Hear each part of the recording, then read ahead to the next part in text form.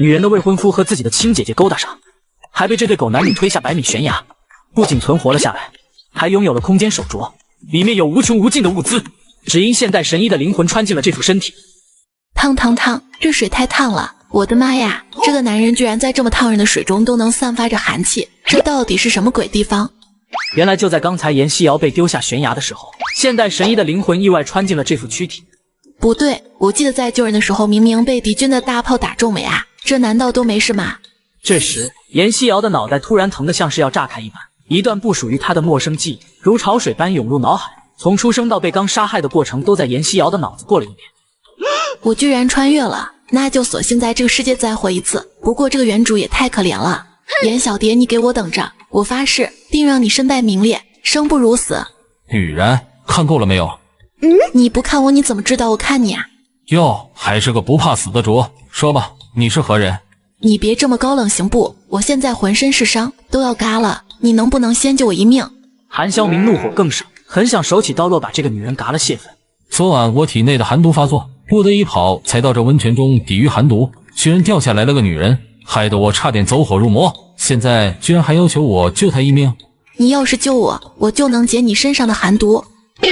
我身上的寒毒，除了身边最信任的人，就没人知道。这个女人是如何得知的？韩潇明正想质问严西瑶，却发现她已经昏迷了。韩潇明只好将她抱了回去。醒了，告诉本宫，你是如何知道本宫身中寒毒的？我学医20余载，区区寒毒我一眼便知。少师府的二小姐什么时候学会医术了？而且你不是方才15岁吗？何来的20余载？连我爹娘都不知道我会医术，你就别管了。我的医术是跟一个神秘人学的。那个神秘人是谁？保密。罢了，你当真能解本宫身上的寒毒？不确定，我得检查过才知道，毕竟我还不知道你体内寒毒的成分。你好大的胆子，居然敢诓骗本宫！我诓骗你什么了？我说的是事实，没有把脉，没有检查，我怎么知道你体内的寒毒是啥？现在把脉检查，我倒要看看这个女人玩什么花样。严西瑶也不废话，手指搭上她的脉搏，好半晌才收回手。能解，但我需要药材。我中的寒毒，连府医和严军医都毫无办法。你这个女人居然在此大言不惭！看在你是本宫未来五皇嫂的份上，本宫不与你计较，回你的少师府去吧。未来五皇嫂，这个男人是什么身份？严西瑶脑海里努力想找出关于这个男人的记忆，却始终是一片空白。这个男人自称本宫，在皇室能自称本宫的人，除了皇后和太子，就只有最受宠的皇子可以自称本宫。难道这个男人是当今太子一母同胞的弟弟9皇子韩潇明？那正好可以帮我报仇，我真的能解你身上的寒毒。9殿下，我想和你做个交易。本宫凭什么相信你能解毒？你可以去把你府上的府医找来，我说药方，看看你府上的府医是否赞同。也对，让府医一试便知。无尘，属下在。去把陈大夫和严军医请来。是。这位严二小姐说能解本宫身上的寒毒，本宫让你们来听听她说的药方。你们备好一些藿香、金线草、如意草、千年火灵芝。姑娘，你真的只是15岁吗？这药方我们还真想不出来。严二小姐，这个药方的确精妙，但想解9殿下身上的寒毒似乎还不够。没错，还得配合针灸、推拿、药浴排毒。9殿下，属下相信严二小姐。别高兴得太早，这千年的火灵芝恐怕整个京城都找不出一株。这个严二小姐医术居然比府医和严军医还高明，你们且退下吧。是，属下告退。严二小姐，说说你要和本宫做什么交易？我帮你解毒，但药材你自己准备。这是自然，还需本宫做什么？你帮我与五皇子解除婚约，而且现在我不能回去少师府，你再借我点银子，我去外面租个房子。你为何要与本宫的五皇兄解除婚约？传言中你可是对他一心一意、忠贞不渝的。那是我以前眼下，他就是个渣男。渣男是何意？罢了，解毒要紧，本宫答应你的条件。这个别院是本宫的私人住所，你就住在这里，本宫会给你派2个丫鬟伺候你。那就多谢9殿下，你尽快派人去寻找千年火灵芝，你体内的寒毒顶多还能压制1年。严西瑶来到梳妆台前，妈呀，我咋长成这模样？这原主是10几年都没洗过脸吗？这寒玉血纹镯怎么也跟着我一起传过来了？严西瑶刚抚摸手镯，瞬间转移到了部队卫生院。哇靠，这也太离奇了！难道这手镯还附带空间吗？这里总共有4层楼，1楼是药房，2楼是治疗室，3楼是观察室，4楼有个套房，还有一间武器库跟书房。这里全部的东西都会自动补给。天哪，这里的物资是应有尽有，取之不尽，用之不竭啊！有了这个卫生院，姑奶奶以后都能在这武圣王朝横着走了。请进。二小姐，奴婢们是酒店下派来伺候二小姐的，奴婢叫春兰，她叫夏竹，您有事尽管吩咐奴婢。春兰、夏竹，是不是还有2个叫秋菊和冬梅？二小姐，您怎么知道？您认识他们？不认识，从你们的名字推断出来的。春夏秋冬，梅兰竹菊，很容易就能猜到。二小姐，该用膳了。多谢。传言严二小姐好像没这么礼貌吧？我瞅你个辣子鸡的，谁特么给姑奶奶戴了个黑不溜秋的人皮面具？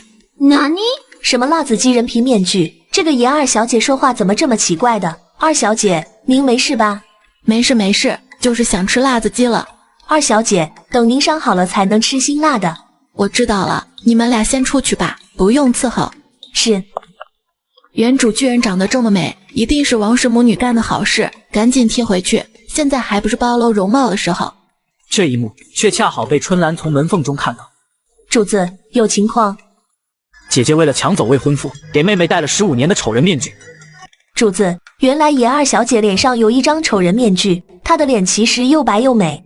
丑人面具，有点意思了。本宫倒要看看她想玩什么把戏。不过严二小姐似乎不知道自己脸上有丑人面具。春兰将所见情况跟韩潇明详细的说了一遍。她自己都不知道，那就更有意思了。继续监视，别让她看出端倪。是，属下告退。春兰和夏竹伺候严西瑶换上了一套红色长裙，春兰还特意重新给她梳妆打扮。你们这是干嘛？就我这张脸，没必要梳妆打扮了吧？二小姐，今天必须打扮，酒店下要带您进京去参加葬礼。参加谁的葬礼？二小姐请恕罪，奴婢不知。参加葬礼你们让我穿得这么红，这不是找抽吗？能不能换个颜色的衣服？回二小姐，酒店下交代，一定要让您穿红色。那你给我找块面巾，把我的脸上遮起来。是，奴婢这就去。酒店下，咱们这是去参加谁的葬礼？去你家参加除了你的葬礼还能有谁？参加我的葬礼。停下，我要换回吊霞山崖时穿的那套衣服。为何？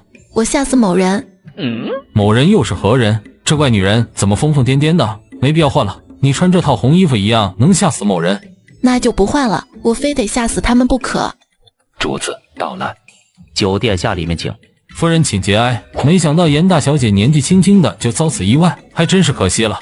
酒店下误会了，不是大小姐，死的是二小姐。那为何不是林氏出来迎接宾客？酒店下有所不知，林氏伤心过度的昏厥了好几次，下官才让王氏出来迎接。不知这二小姐是怎么死的？小女失足掉下了悬崖，发现时已经嘎了。看夫人如此伤心，本宫还以为是大小姐嘎了呢。不过这二小姐嘎了，夫人不是应该开心吗？当然开心，我巴不得她早点嘎呢。酒店下说的哪里话？二小姐可是老爷的亲生女儿，臣妇怎能不伤心啊？本宫说的可是大实话。没想到这个酒店下还蛮腹黑的。严西瑶一身红衣出现在少师府，人人都在窃窃私语。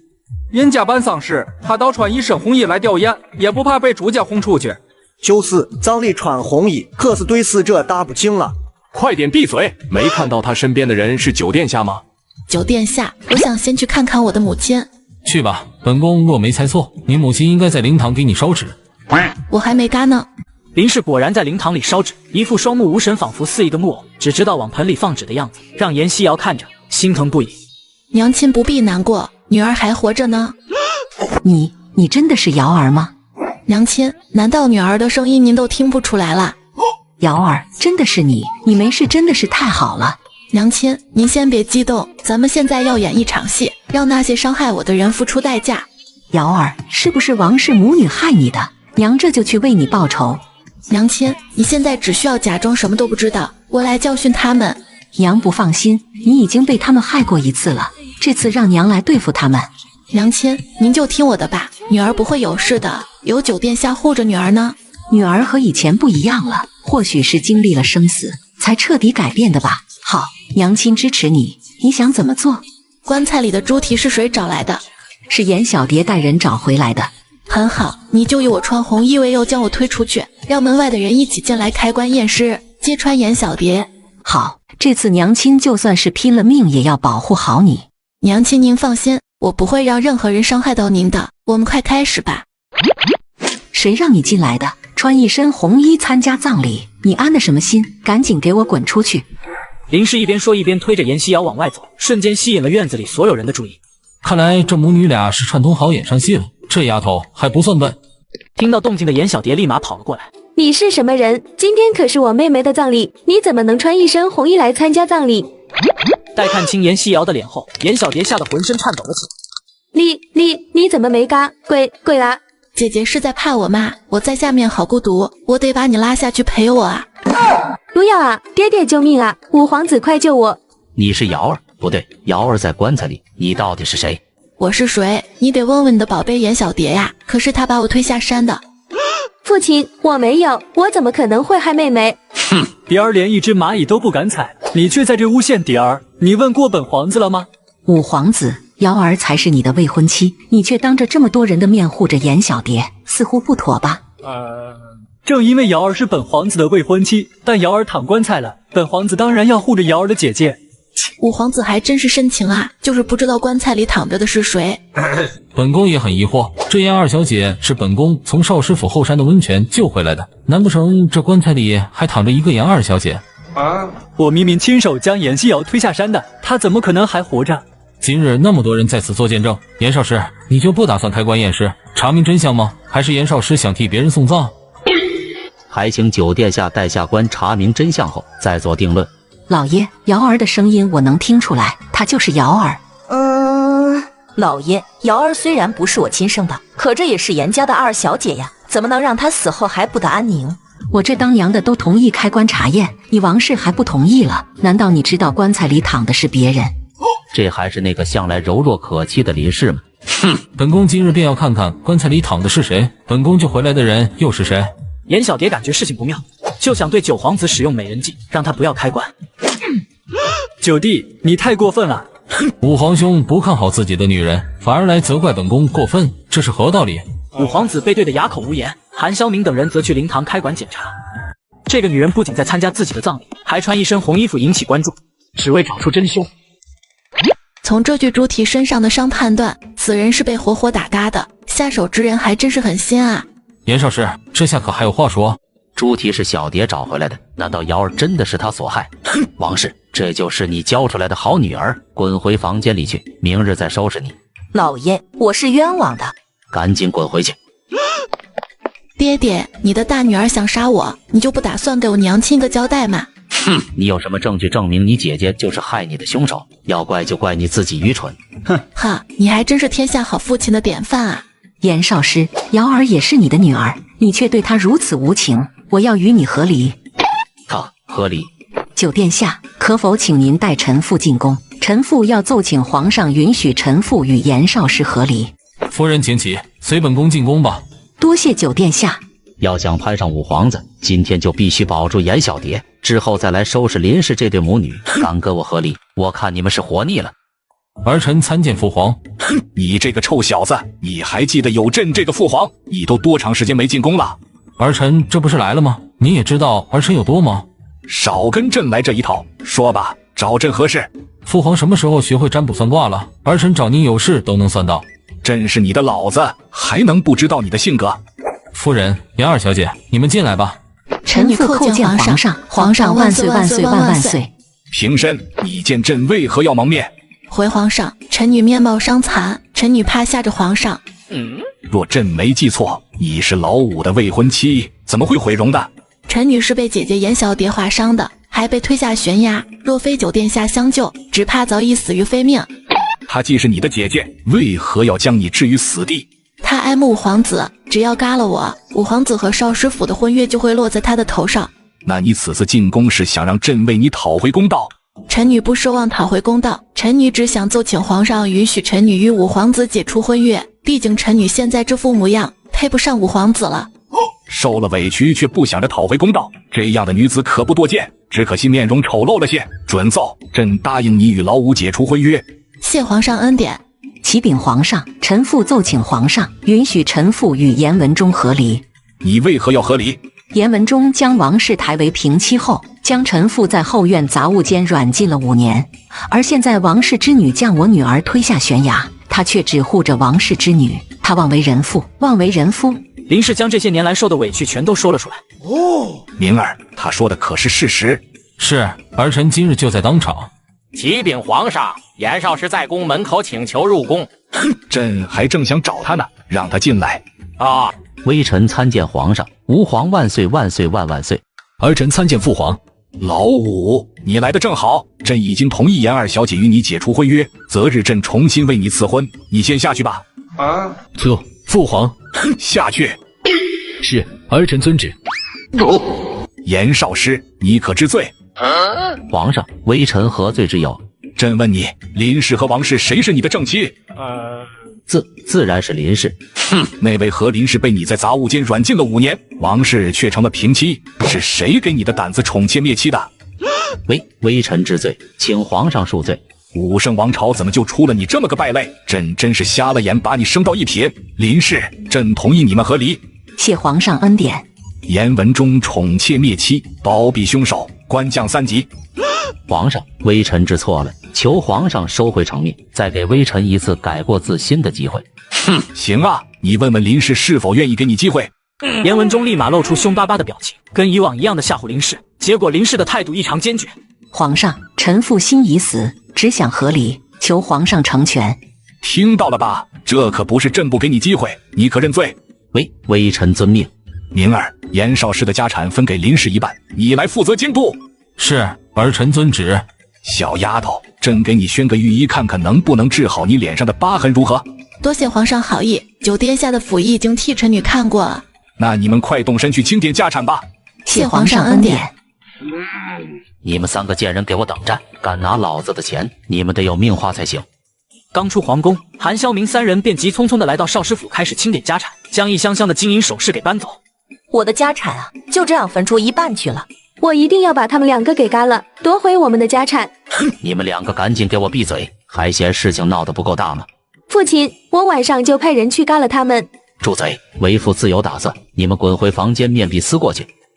严西瑶用现代医术治疗1000年前的人，专业手法把御医吓得目瞪口呆。本宫听说你会医术，你来给本宫把把脉，看看本宫身体如何。是，臣女遵命。严西瑶立即搭上了皇后的脉搏，用着现代的医术知识，没一会儿就发现了问题。皇后娘娘，您是不是偶尔会有点偏头疼？另外，您最近半年来的月事都不太正常，不过只要调理一下即可。这丫头说的居然都对了。丫头，你实话告诉本宫，你脸上的伤疤还能治好吗？反正以后早晚都要恢复容貌，不如就承认了吧，臣女能治好。能治好就行，黑胆也无所谓了。丫头，那你就给本宫治疗一下吧。臣女遵命。皇后娘娘，请移步到床上吧。府医大人，能借我一副银针吗？当然可以，我这就去拿。严西瑶给皇后下针，针刺合谷、列缺、太冲、风池、丝竹空等穴，留针1刻钟。这么专业的手法，她居然真的会医术。取完针后，严西瑶又帮皇后按摩头部，直到睡着了才离开。皇后怎么样了？睡着了，我去给皇后娘娘拿点调理身子的药。去吧。严西瑶这几天隐隐感觉有人在监视着她，看来得弄个药箱才行，以后拿药就用药箱做掩护。不过要去京城买药箱，得跟韩萧明借一辆马车才行。你怎么又回来了？不是去拿药了吗？没有了，要进京城去买，正好顺便买个药箱。你能借我一辆马车吗？你需要什么药材？本宫让府医去给你取来，不必出去买。严西瑶无奈地说了一大堆药材，还要了一个药箱。记下了，交给府医准备即可。严西瑶回到房间后，立马进入空间卫生院，拿了一些乌鸡白凤丸跟治疗头痛的正天丸。刚出空间，府医就将药箱送到了。药箱里给你放了一副银针和一些空的瓷瓶，空瓷瓶正好可以用来装药丸，多谢陈大夫。不必客气。将府医打发走，便开始整理药箱，将乌鸡白凤丸和治疗头疼的正天丸装进瓷瓶中。今日不适合将药丸给皇后，先熬点药给她喝吧。不过该怎么生活呢？春兰在这里，我也不好直接拿出打火机来呀。春兰，你帮我生火，我要给皇后娘娘熬药。二小姐，熬药您吩咐奴婢即可，您去休息吧。只见春兰掏出火折子，用一点干草就将火点燃了。春兰，你这火折子能给我一个吗？二小姐，以后奴婢会负责生火，您有需要吩咐奴婢就行了。还怕本姑娘烧了你家主子的别院不成？严希瑶转身时没注意脚下，右脚磕了一下。二小姐小心。春兰，你居然会武功，能不能教教我？二小姐，奴婢，算了，我不为难你，你继续熬药吧。看来以后得找个师傅学点武功才行。母后怎么不多睡一会儿？睡够了，严家那二丫头揉得真舒服。明儿你就把那丫头留在你的别院多住一段时间，本宫有空就来找那丫头给本宫揉揉头。母后，您能不能别总想那些有的没的？儿臣后天要出一趟远门。你怎么又要出去？儿臣有重要的事情要办。那本宫把严家那丫头接进宫里去，正好让她给本宫调理调理身子。她也要和儿臣一起去。同行好呀，最好能日久生情。既然那丫头要跟你一起去，你可得照顾好她，本宫还等着她回来给本宫调理身子呢。就不能盼着我点好吗？民女参见皇后娘娘。免礼。皇后娘娘，这是调理月事的药，快趁热喝了吧。皇后看着黑乎乎的药纸，脸上写满了抗拒。皇后娘娘，您今天喝完这个，明日民女将药制成药丸就容易下咽了。那明日本宫可要吃你制出来的药丸，不要喝这黑乎乎的药汁。是，明日民女给您送进宫去。你明日亲自送严丫头进宫给本宫送药，保护好她，知道吗？母后，明日儿臣有事。严二小姐，你现在就去制作药丸，做好了让皇后自己带回宫去。是，民女这就去制作。主子，属下不小心暴露了武功，严二小姐想让属下教她武功。想要将严希瑶收为己用，就先给她尝点甜头吧。那你便教她一点入门功夫吧。主子怎么会对严二小姐如此特别？该不会是喜欢上严二小姐了吧？还有皇后娘娘看严二小姐的眼神，完全是婆婆看儿媳妇呀。你先下去吧，记得用心点教。是，属下告退。春兰，你先帮我把这些药材全部碾成粉末，然后生火熬药。是。春兰将药材抓在手心里，运起内力将手里的药材捏成粉末，把严希瑶看得目瞪口呆，一脸羡慕样。二小姐，晚上奴婢就教您一些入门的功夫。哇，真的吗？春兰，你太好了，谢谢你。只是教点入门功夫，就能激动成这样吗？皇后娘娘，这个治疗头疼的药一次吃100粒，这个调理月事的药一次30粒。居然能把药丸做得那么小，是怕做大了本宫咽不下去吗？无形中，严希瑶在皇后的心里又加分了。母后，您要是无聊，可以抽空过来让林夫人陪您聊聊天，或者派人把她接进宫也行。你们这次要出去多久？不确定，短则几个月，多则1年半载。这么久，那还是让林氏跟本宫一起进宫去吧。如此甚好，林氏跟在您身边，那严二小姐就能放心了。丫头，放心吧，本宫不会让你母亲有事的。多谢皇后娘娘，这样也好，有皇后娘娘保护，起码没有人敢动母亲。不必客气，去把你母亲找来，本宫现在就把你母亲一起接进宫。是，民女这就去。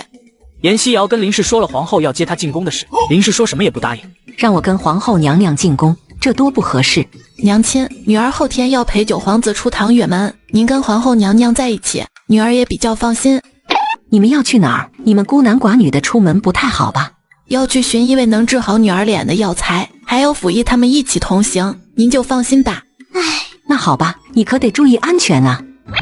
娘亲你就放心吧。林氏，你就进宫陪本宫一段时间，你要是想回来，本宫再派人送你回来。是，民妇遵命，多谢皇后娘娘抬爱。明儿，你可得照顾好严家二丫头，千万不能让她受到一点伤害，否则本宫饶不了你。母后，您就放心去吧，你儿子的命还指望他呢，能不保护好吗？常人需要2个半月才能习得一丝内力，而他却只需1晚便有了别人2年半的内力。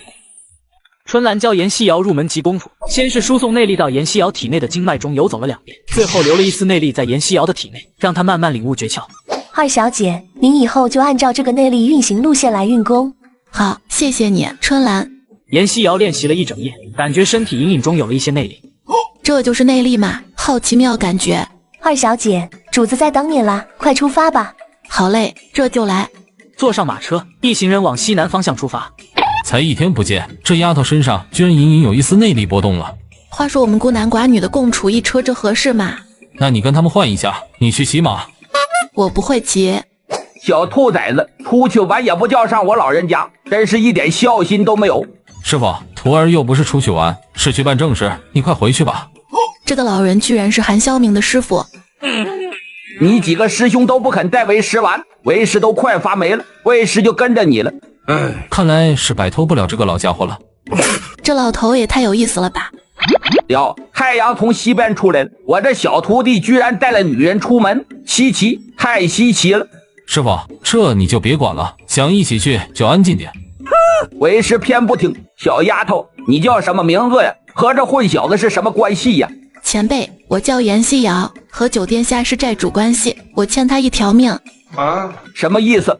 没什么意思，就是他的命是徒儿救回来的。那你怎么还蒙着脸呀？晚辈毁容了，怕吓着别人，只好蒙着脸了。哦，你这小丫头是个练武奇才，可你身上怎么就只有那么一丁点的内力波动？前辈，我才学了1天的武功。才1天，体内就有微弱的内力，这绝对是练武鬼才呀！丫头，你有师傅吗？严西瑶有些失落的摇头。那你可愿做老夫的关门弟子？这老头也太草率了吧，都不带考验的吗？师傅，你就这样决定了？你忘了我老人家会看相，这丫头以后的成就可不得了。丫头，你可愿当老夫的关门弟子？愿意，我愿意。我不愿意。为师又没问你，你得为师闭嘴。从现在开始，她就是你的小师妹了，你得我好好保护她。她要是受一丁点伤，为师拿你试问。这老头的脸变得也太快了。丫头，加上这个臭小子，你有4个师兄，等你正式行拜师礼，为师再给你一一介绍。多谢前辈。还叫前辈呢？虽然没行拜师礼，但为师晚上就教你武功。多谢师傅。这还差不多。师傅，我不同意你收他为徒。老夫收徒关你屁事！大弟，你俩有仇啊？本宫不要当他的师兄。不当师兄，你想当什么？当夫君啊？那更不可能。老夫偏要收他为关门弟子，你这个师兄爱当不当。丫头，以后别叫他师兄，就叫他臭混蛋。韩霄明被气得浑身发抖。丫头，别管他，整天摆着一张臭脸，好像全世界都欠他一样。来，为师教你一套内功心法，晚上开始练。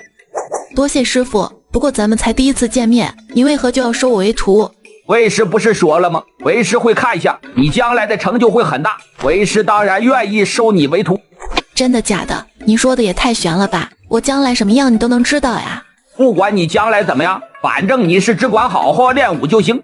好吧，师傅，你有什么响亮的名号？没啥响亮的外号，认识的人都叫为师殷老头。殷老头说完便开始传授严西瑶内功心法口诀。本想留他为本宫所用，现在却成了小师妹，以后轻不得重不得，本宫这以后还怎么和他相处？臭小子，咱们这是要去何处？火灵山。那晚上在伏羲镇落脚，为师要在那里举行拜师大礼。随你便，这殷老头真是绝得很。八哥，去找老夫的徒儿们，告诉他们晚上务必赶到伏羲镇。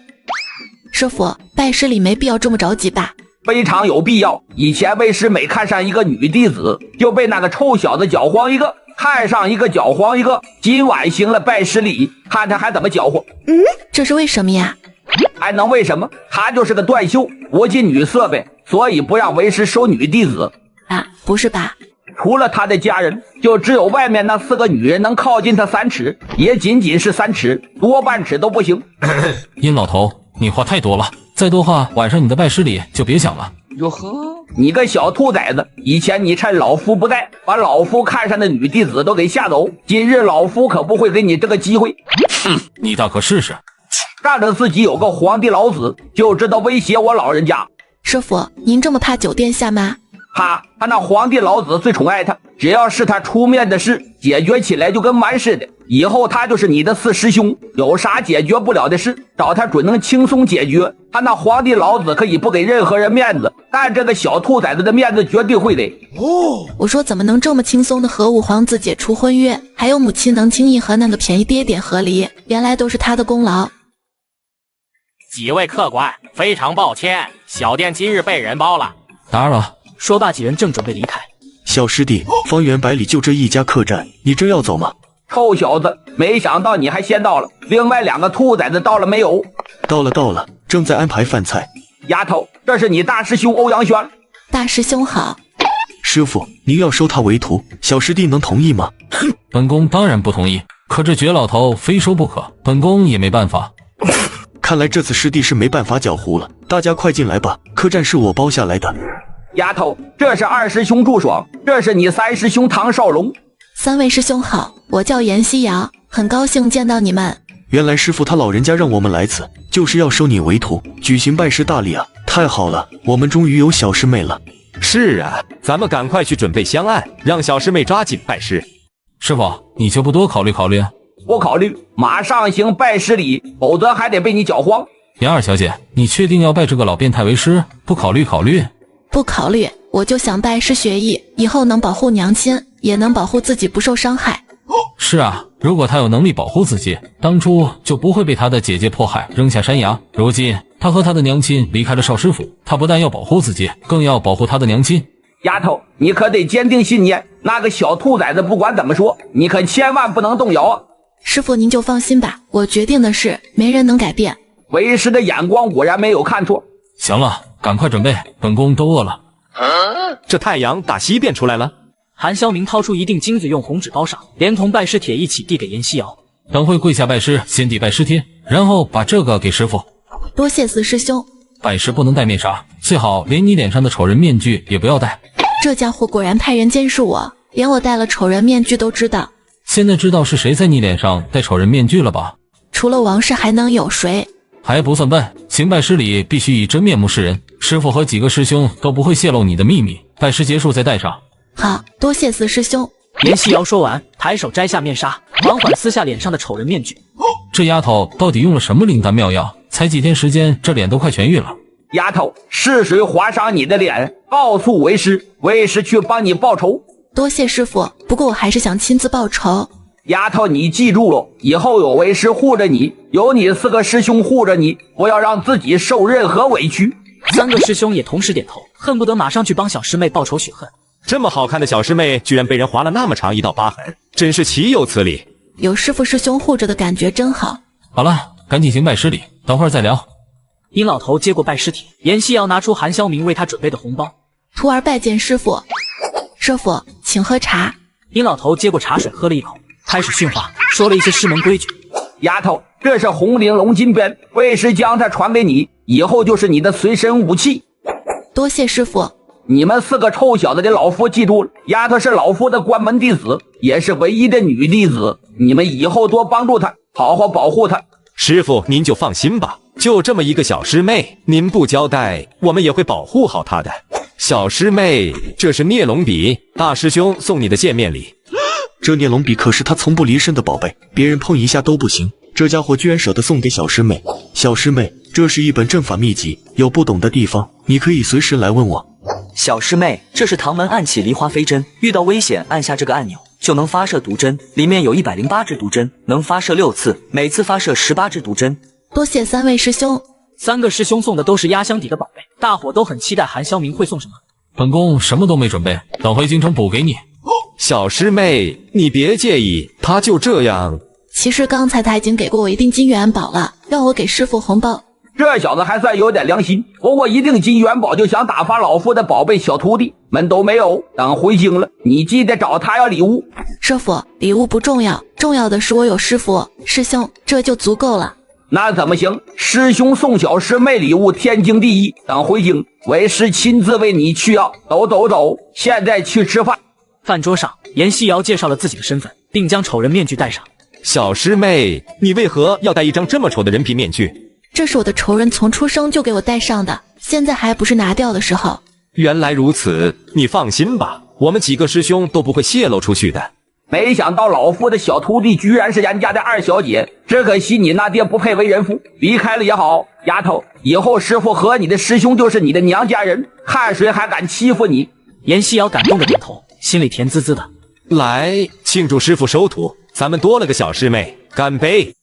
吃完饭，3位师兄因为还有事，连夜离开伏羲镇。韩潇明他们则在客栈为乐。殷老头在客栈后院教严西瑶鞭法，严西瑶很快便掌握了鞭子的使用技巧，鞭子甩得啪啪作响。该出发了，小兔崽子，我老人家还没吃早饭呢，你就那么着急？不能等我老人家吃口饭吗？前辈，主子已经给您和二小姐打包了，你们到马车上吃。这还差不多，为师的酒哪里去了？师傅，大清早的喝酒对身体不好，晚上睡觉前可以喝点，白天就不要喝了。还是女弟子好呀，知道关心我这个师傅。好，为师不喝，为师晚上再喝。这还是那个谁敢阻止他喝酒就把谁教训一顿的阴老头吗？九皇子在小镇巡饭馆，结果被当地首富看上，硬要将他绑回去做夫君。这样的男人才配得上本小姐，今日本小姐要将这个男人带回家做夫君。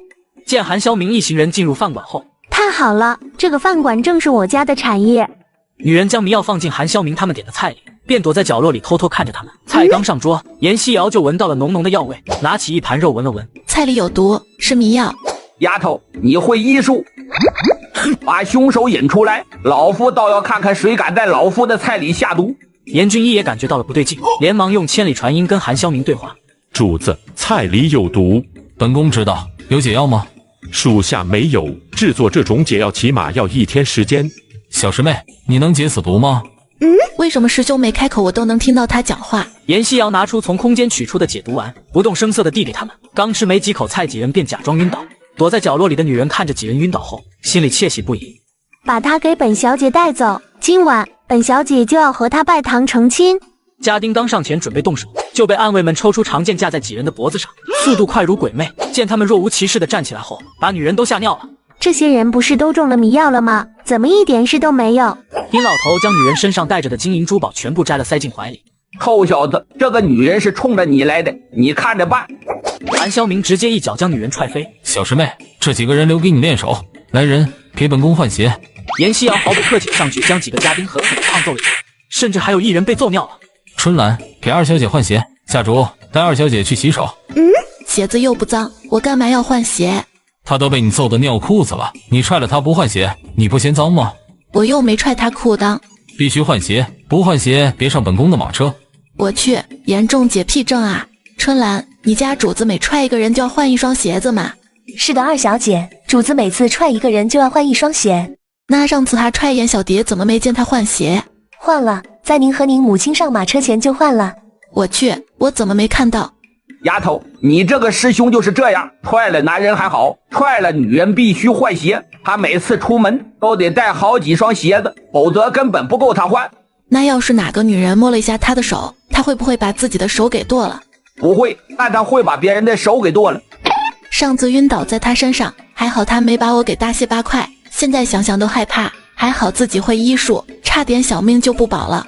丫头，你在想什么？师傅，四师兄剁过女人的手吗？当然剁过。在自己打得过韩潇明之前，一定要离他远远的。殷老头从怀里掏出从那个女人身上搜刮来的首饰。丫头，这些都给你。师傅，您还是自己留着吧，拿去卖换好酒喝也行呀。拿着，为师要喝酒还需要卖这些破玩意吗？别推辞了，赶紧收下。那好吧，多谢师傅。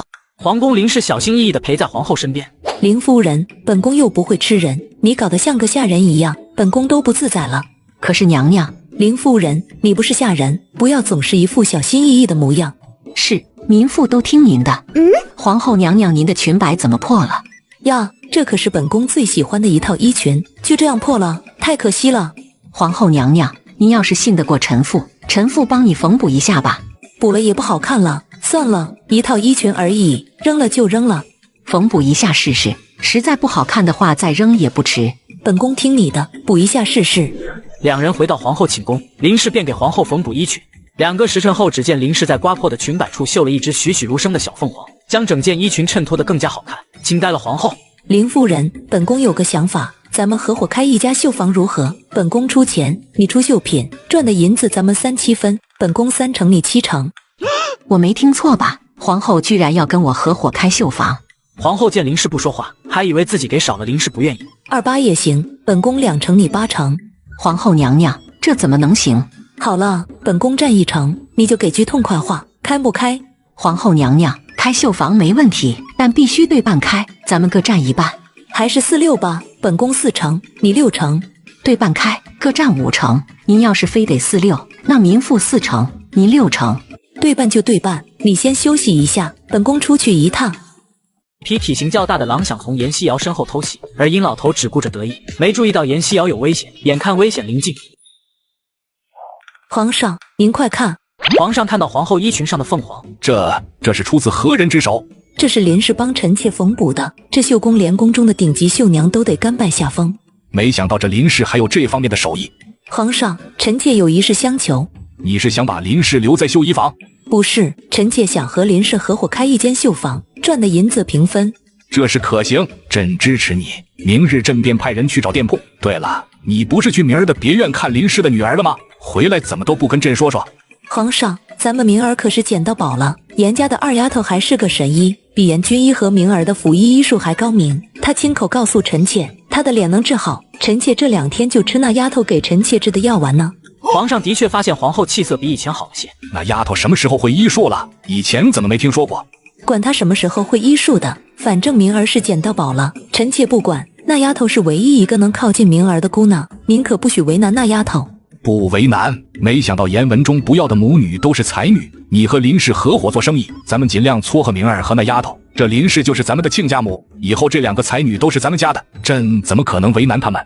幸好老五和严家的二丫头解除婚约了，否则咱们也没这福分。皇上，等明儿回来，你也让那丫头给您调理调理身子，说不定等他们回来，那丫头已经把脸治好了。能治好最好不过，就算治不好，只要明儿喜欢，朕也不会阻拦。朕还真怕明儿这孩子喜欢的是男人。可不是吗？臣妾都担心死了。别瞎担心了，走，朕陪你一起去见见林氏，和他商量一下开绣坊的具体细节。好，多谢皇上。都老夫老妻了，还说什么谢不谢的？走吧。林氏，朕想问你，严文中知道你会刺绣吗？他还真不知道，他很少进民妇的院子。不知道更好，让他后悔去吧。朕支持你和皇后合伙开店，好好干。多谢皇上。不必多礼，都坐下来，好好商量一下开店的细节。严西瑶在马车上美美的睡了一觉，醒来时已接近晚膳时分。丫头，为师带你去打猎。好。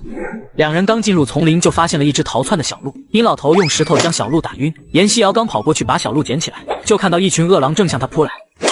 丫头，这群狼给你练了鞭法，有为师在，这群畜生伤不了你。严西瑶立马取下旁边开始神机狼群，被抽到的狼受伤跑掉，更加刺激的其他狼群跟进。严西瑶的鞭子越少越有感觉，唯一不够的就是内力。主子，应该是殷前辈他们遇到狼群了。有殷老头在，那些狼群正好可以给那丫头练手，没什么可担心的。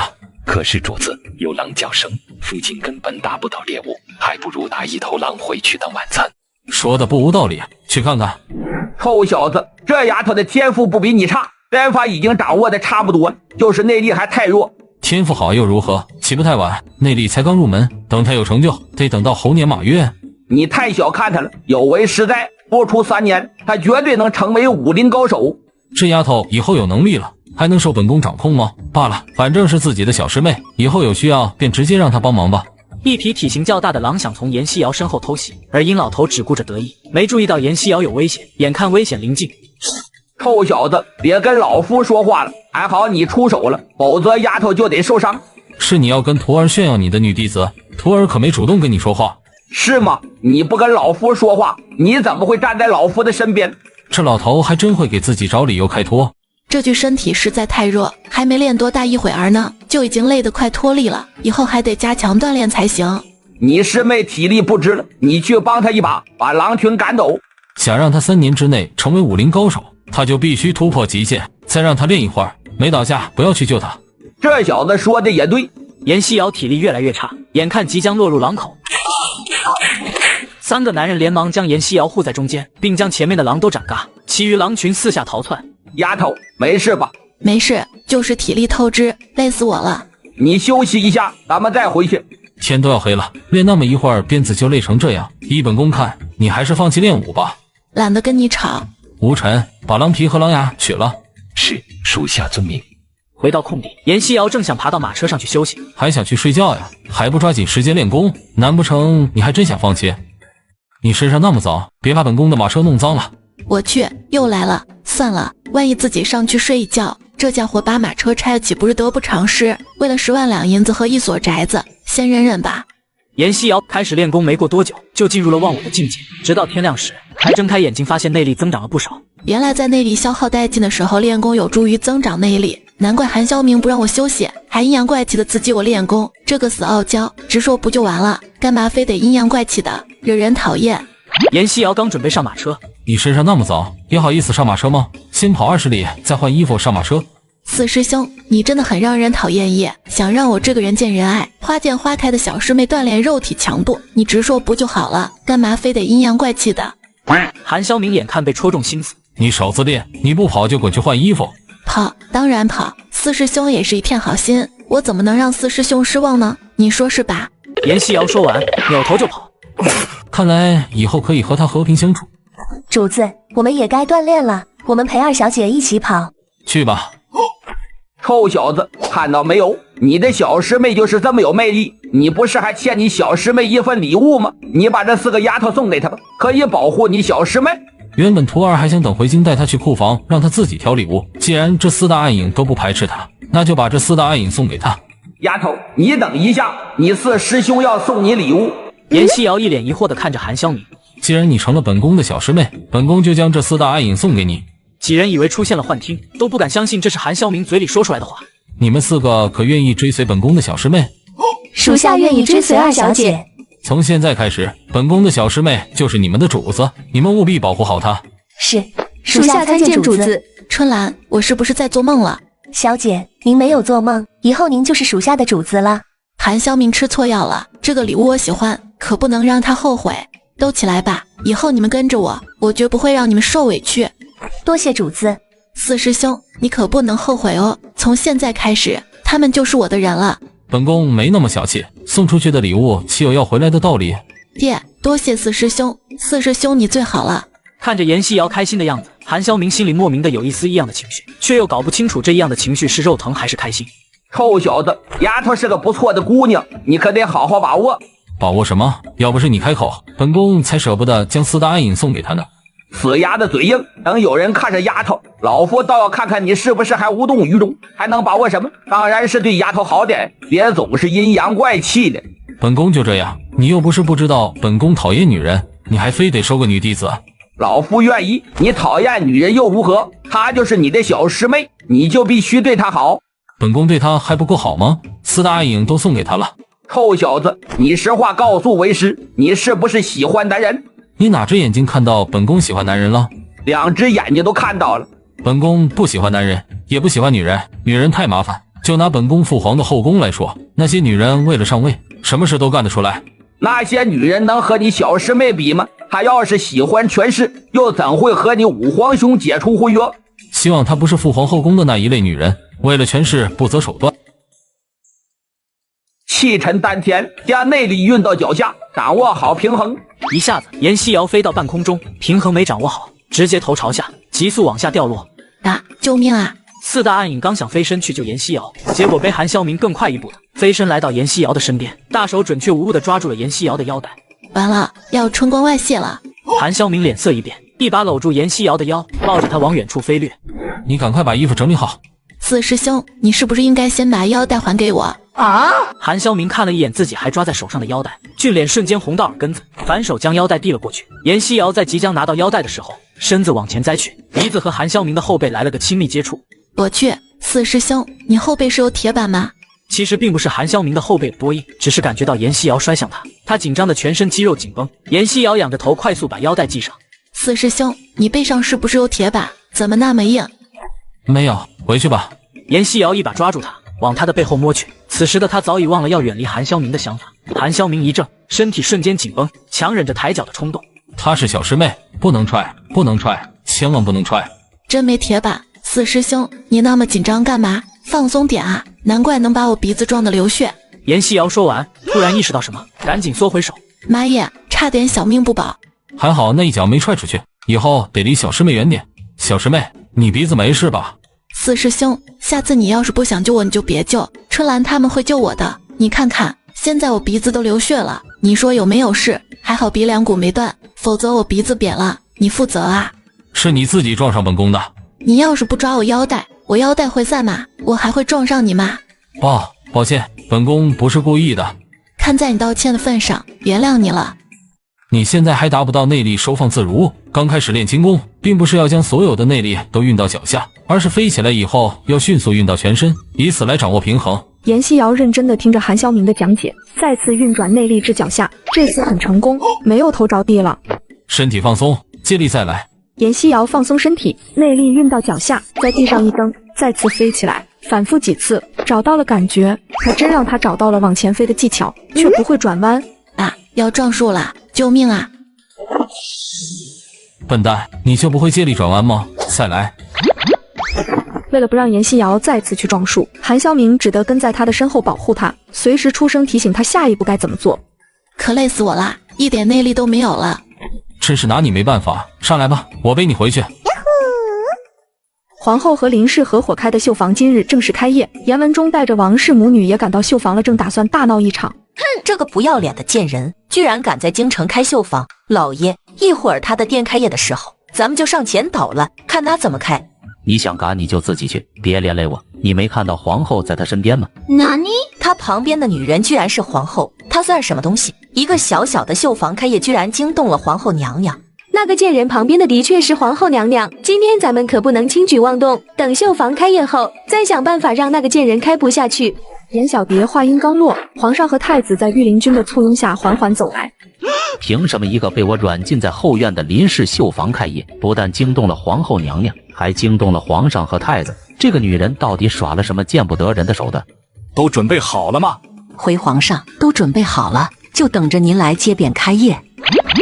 这个绣坊是朕的小儿子九皇子的产业，聘请林夫人为绣娘。今日九皇子有事外出，店铺开业就由朕和太子出面主持大局，还请乡亲们往后多多关照。这个皇上也太亲民了，我们要多多支持呀。是啊是啊，这林夫人好像是之前严家的林氏。你不知道吗？他们已经和离了，因为那个严文忠宠妾灭妻。哼，这严文忠也太不是东西了，别让我见到他，多少钟拿鸡蛋砸他。你们再乱说，我就撕烂你们的嘴！皇上在，你给我老实待着！这店铺居然是九皇仔的产业，我纵使有三头六臂，也不敢找林氏的茬了呀！皇上鄙视地看了严文忠一眼。严文忠，等你看到林氏的绣品，朕倒要看看你会不会后悔，守着璞玉不好好珍惜，却把一块破石头当宝。乡亲们，绣坊的样品都是林夫人亲手绣的，若有喜欢的样品，今日就可定制。现在朕宣布，如意绣坊正式开业。我的天哪，这绣工也太好了，跟真的一样。是呀，我也是第一次看到这么好的绣品图案。不行，我得订几个图案，将来给女儿做嫁衣。我也要订，太好看了，简直就跟活的一样。和林氏10几年的夫妻，居然都不知道林氏有如此好的手艺。若是早知道，这绣坊就是我严家的产业了。这一刻，严文忠的心里有了一丝后悔，可看到严小蝶能帮他上位，又把这股心给压了下去。不过有好手艺又如何？生个女儿竟然又黑又丑，别说嫁进皇家，就是嫁给朝中大臣的公子都没人愿意娶，如何能帮我在仕途上更进一步？但严文忠打错了算盘，严西瑶和五皇子解除婚约，皇上就已经派人调查了严小蝶的人品，别说嫁给五皇子，就是给五皇子做妾，皇上也不会同意。严西瑶依然沉浸在练功中，周围的能量不停地往他身体里钻。快的丫头护法，他就要突破了。能量就是花草树木散发出来的能量精华，练武之人就是靠吸收这些的能量转化为内力。几人围在严西瑶的身边，不让任何因素影响严西瑶突破，而内力突破是一个非常痛苦的过程，他必须用他体内的内力冲破瓶颈，破宽经脉。给我破！他冲破瓶颈，一鼓作气，直接越过人级突破到凡级，把这几人看得目瞪口呆。这才几天呀，竟然突破到凡级了，真是个怪才。严西瑶没有睁开眼睛，而是继续吸收能量，稳固实力。半个时辰后，一股恶臭扑面来，差点没把他熏晕过去。我去，什么味道这么臭？主子，您快跟属下去洗澡，那边有条小溪。您刚突破，体内排出不少杂质，是您身上排出的杂质臭。快去洗澡，臭死了！哇靠，真的太臭了！妈呀，这溪水也太凉了，冻死个人！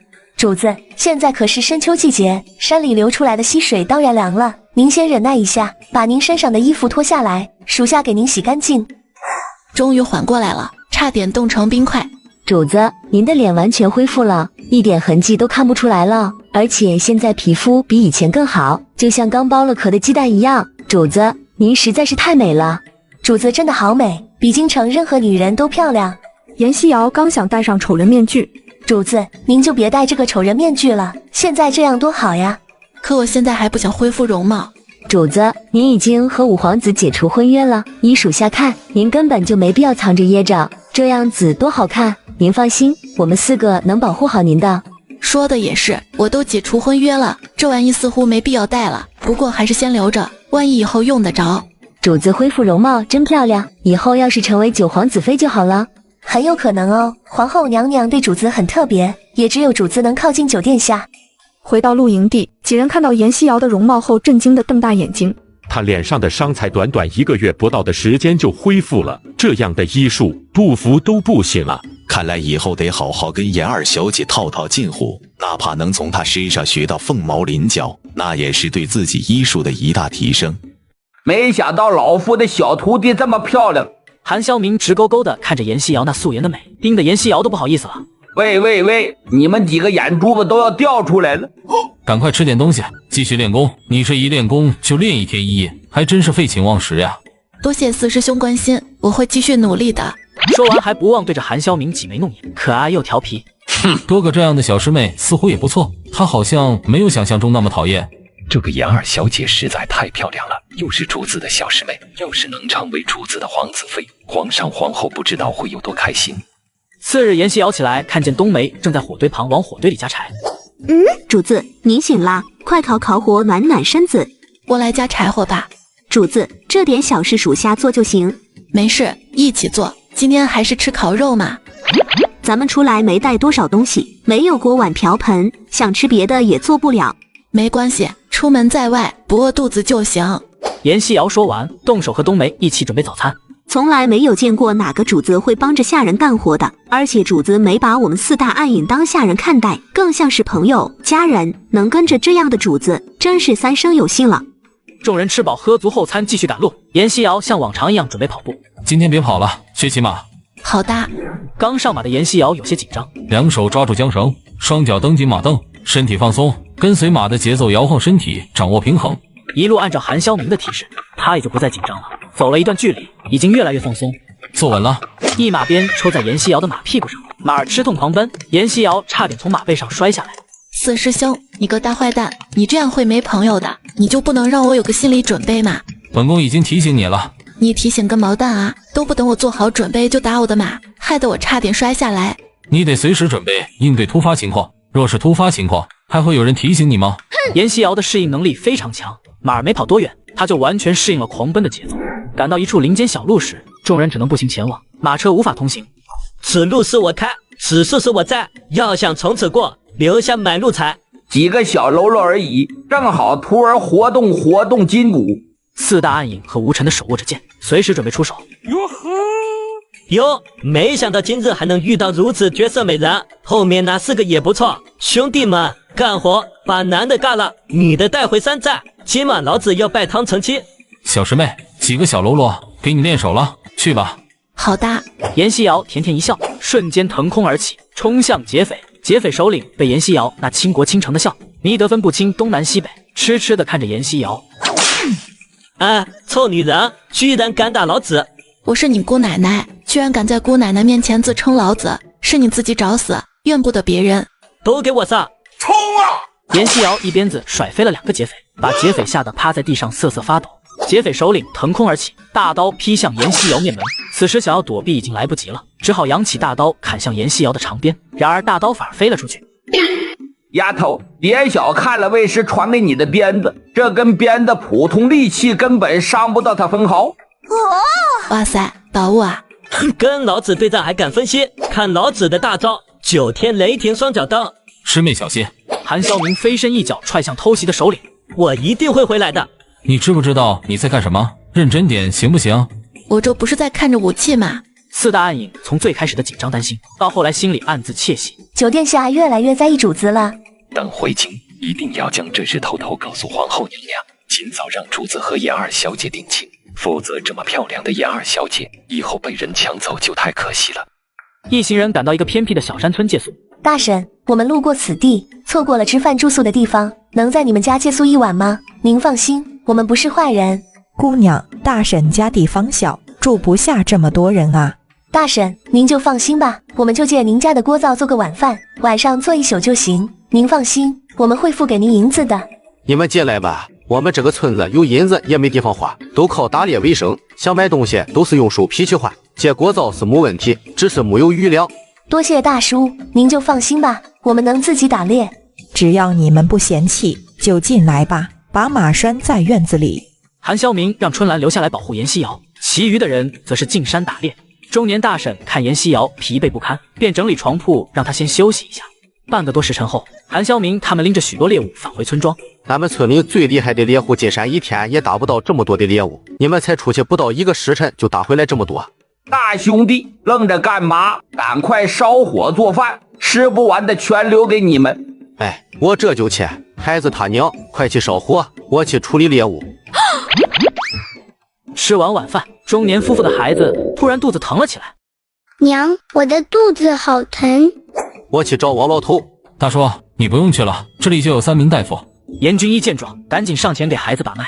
这孩子的肠胃怎会如此虚弱？今晚他吃了太多肉，他的肠胃根本无法消化。严西瑶也上前给孩子做了检查，检查结果正如严军一所言，急性肠胃炎，现在必须要治疗，否则有生命危险。但急性肠胃炎用中药效果来得太慢，效果比较明显的是黄连素片，空间药房里有这种药，可是该怎么拿出来就是个问题。黄连素片有包装，得想个办法才行。这可是学习的好机会，得看仔细了。见所有人的目光都盯着他，严西瑶尴尬的不知所措。我先去趟茅房。主子，属下陪您去吧。不用，去上茅房又不会有什么危险，难不成你还怕我掉茅坑里呀？那好吧，您自己慢点。看来以后得多准备点小瓷瓶，将一些有包装的常用药装在瓷瓶里，随身带个药箱，不然每次拿药就往茅房跑，万一哪次不小心踩空了掉茅坑里，岂不是要遗臭万年？在茅房里取出黄连素片和一些消食片，去除外包装后装进袖子里，顺便释放一下膀胱里的积液。回来后先拿几颗消食片递给男孩，让他先嚼着吃下去，又将剩下的药递给中年大婶，交代他用法及用量，让他自己保管。药还能做成这样的？怎么做的？二小姐，这是什么药？怎么做的？这是治疗肠胃炎的药，是教我医术的神秘人留给我的，我也不知道怎么做的，他没告诉我，这里没有治疗设备，做不出来，万一说了，这2个大夫让我教他们做就麻烦了。那这个药效果如何？有人试过吗？效果很好，我亲自试过。那个神秘人长什么样？保密。你不要总是问个不停，你难道不相信你的小师妹吗？没有，徒儿只是好奇，那个神秘人居然有如此好的医术，为何徒儿都没听说过？你听说过那还叫神秘人吗？真不知道怎么说你。徒儿只是好奇而已，不问便是。这还差不多，为师就这么一个女弟子，你必须护着她。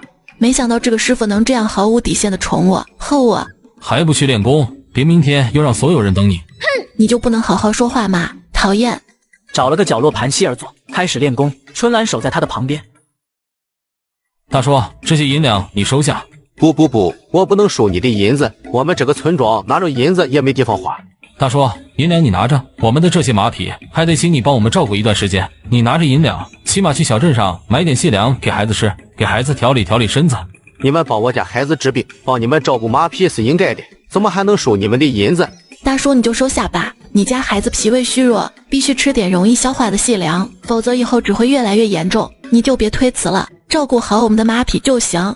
中年大叔为了孩子的身体，才勉强收下，并再三保证一定照顾好马匹。严西瑶带着4大暗影开始慢跑起来。臭小子，你慢慢走吧，老夫要陪小徒弟锻炼身体了。主子，我们2个老家伙年纪大了，更应该锻炼一下。您慢慢走，我们也去跑跑步。严军一说完，不等韩萧明表态，2人便开始跟着跑了起来。这就把本宫一个人扔下了？长得漂亮就那么有吸引力吗？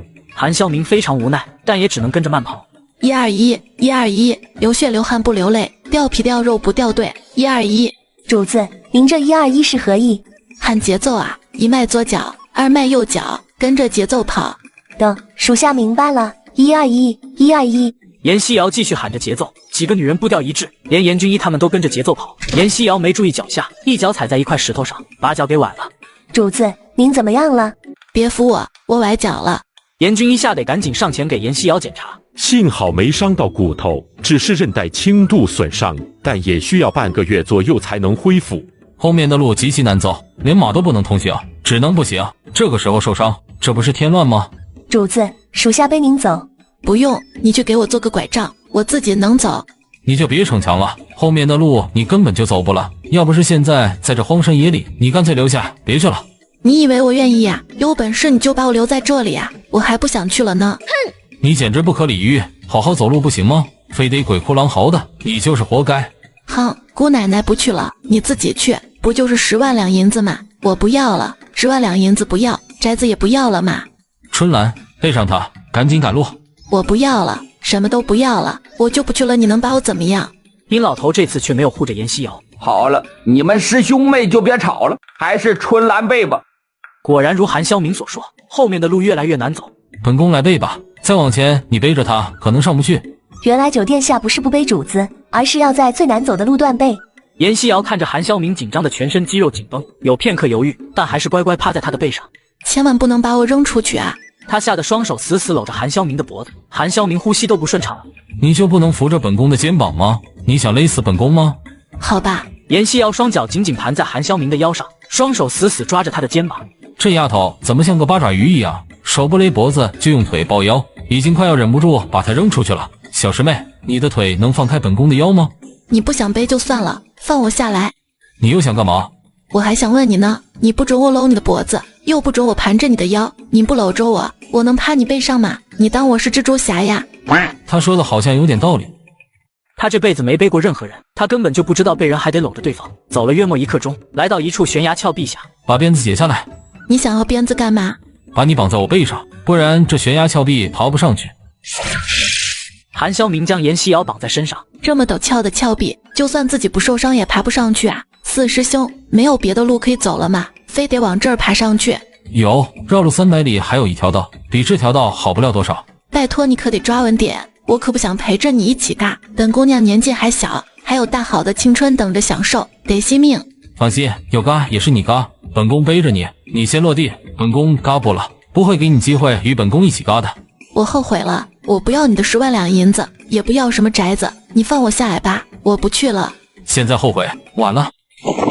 我叉叉你个大圈圈，你要是敢让本姑娘嘎，本姑娘化作厉鬼天天缠着你。丫头，别害怕，为师会保护你的，别太紧张，相信你四师兄，这点悬崖峭壁他还不放在眼里。韩萧明背着严希瑶快到悬崖顶时，意外发生了，石头承载不了2个人的重量，眼看2人就要摔下去，殷老头飞上来给韩萧明借力冲了上去。妈呀，差点就没了。小师妹，没事了，咱们上来了，有师兄和师傅在，不会让你嘎的。谁让你吓我的？我现在腿软了，我不管，你先让我缓一缓。好，你先缓一缓。等所有人都上到崖底，严希瑶已经趴在韩萧明的背上睡着了。殿下，属下先抱着主子，您恢复一下消耗的内力。算了，刚才他吓得不轻，先让他睡一会儿，继续赶路，找个合适的地方再休息不迟。是，九殿下终于开窍了，知道心疼主子了。韩萧明感觉背上的严希瑶体温不太正常，赶紧找到一处山洞，春兰和夏竹扶着严希瑶，韩萧明才小心翼翼地把她放下。严君一，你们俩快来给他看看。严君一把脉之后，严二小姐身体本就弱，再加上受伤又受到惊吓才会发烧。春兰，去弄湿毛巾给严二小姐敷上。严君一取出银针，开始给严希瑶施针。一炷香的时间后，严希瑶开始退烧，也醒了过来。春兰，我想喝水。好的，主子，属下去给您拿。严希瑶从空间里取出消炎药和退烧药，含在嘴里，喝了点水，把药咽下去。这药服用方便，到底是怎么做的？都有些什么成分？父皇，儿臣喜欢严家嫡长女严小蝶，求父皇成全赐婚。混账东西！你和严家二小姐解除婚约才几天，你好意思让朕给你赐婚吗？你想让天下人耻笑你吗？父皇，儿臣本就不喜欢那严家的二小姐，儿臣中意的是严小蝶，求父皇成全。朕不答应，朕亲自派人调查过，那严小蝶德行有亏，做皇家的儿媳，她不配。父皇，蝶儿心地善良，连一只蚂蚁都不忍踩踏，怎会德行有亏？你以为朕不知道？那严家的二小姐之所以毁容掉下山崖，是那严小蝶亲自动的手吗？这样狠毒，连自己妹妹都狠心杀害的人，如何配嫁入皇家？一定是严西瑶这个贱人告诉父皇的，这个女人必须刚，要不是她侥幸没刚，说不定父皇已经同意赐婚了。这样狠毒的女人，别说成为你的正妃，就是做妾，朕也不答应。还有你，整天无所事事，等你九弟回来，朕就给你们兄弟几个封王，滚出皇宫去住。父皇，哼，滚出去！朕看到你就心烦。儿臣告退。爹啊，咱们得想办法把严西瑶那个贱人弄干。今日本皇子去找父皇给咱们赐婚，父皇已经知道了是你害了他，说什么都不给咱们赐婚，都是那个贱人害的。什么？皇上知道了？是，肯定是严西瑶那个贱人说的，咱们一定要想办法弄嘎他。我倒是有一个办法。什么办法？找杀手。我听说江湖上有一个叫血影楼的杀手组织，只认钱，拿钱就杀人，不会泄露雇主的身份，让他嘎在杀手的手里，没有人会怀疑到咱们身上。这倒是个好主意，就是不知道这样的杀手组织要多少银子才肯杀人。杀手组织本皇子没有熟人，得先打听打听。不过不管对方要多少银子，本皇子都要严西瑶嘎。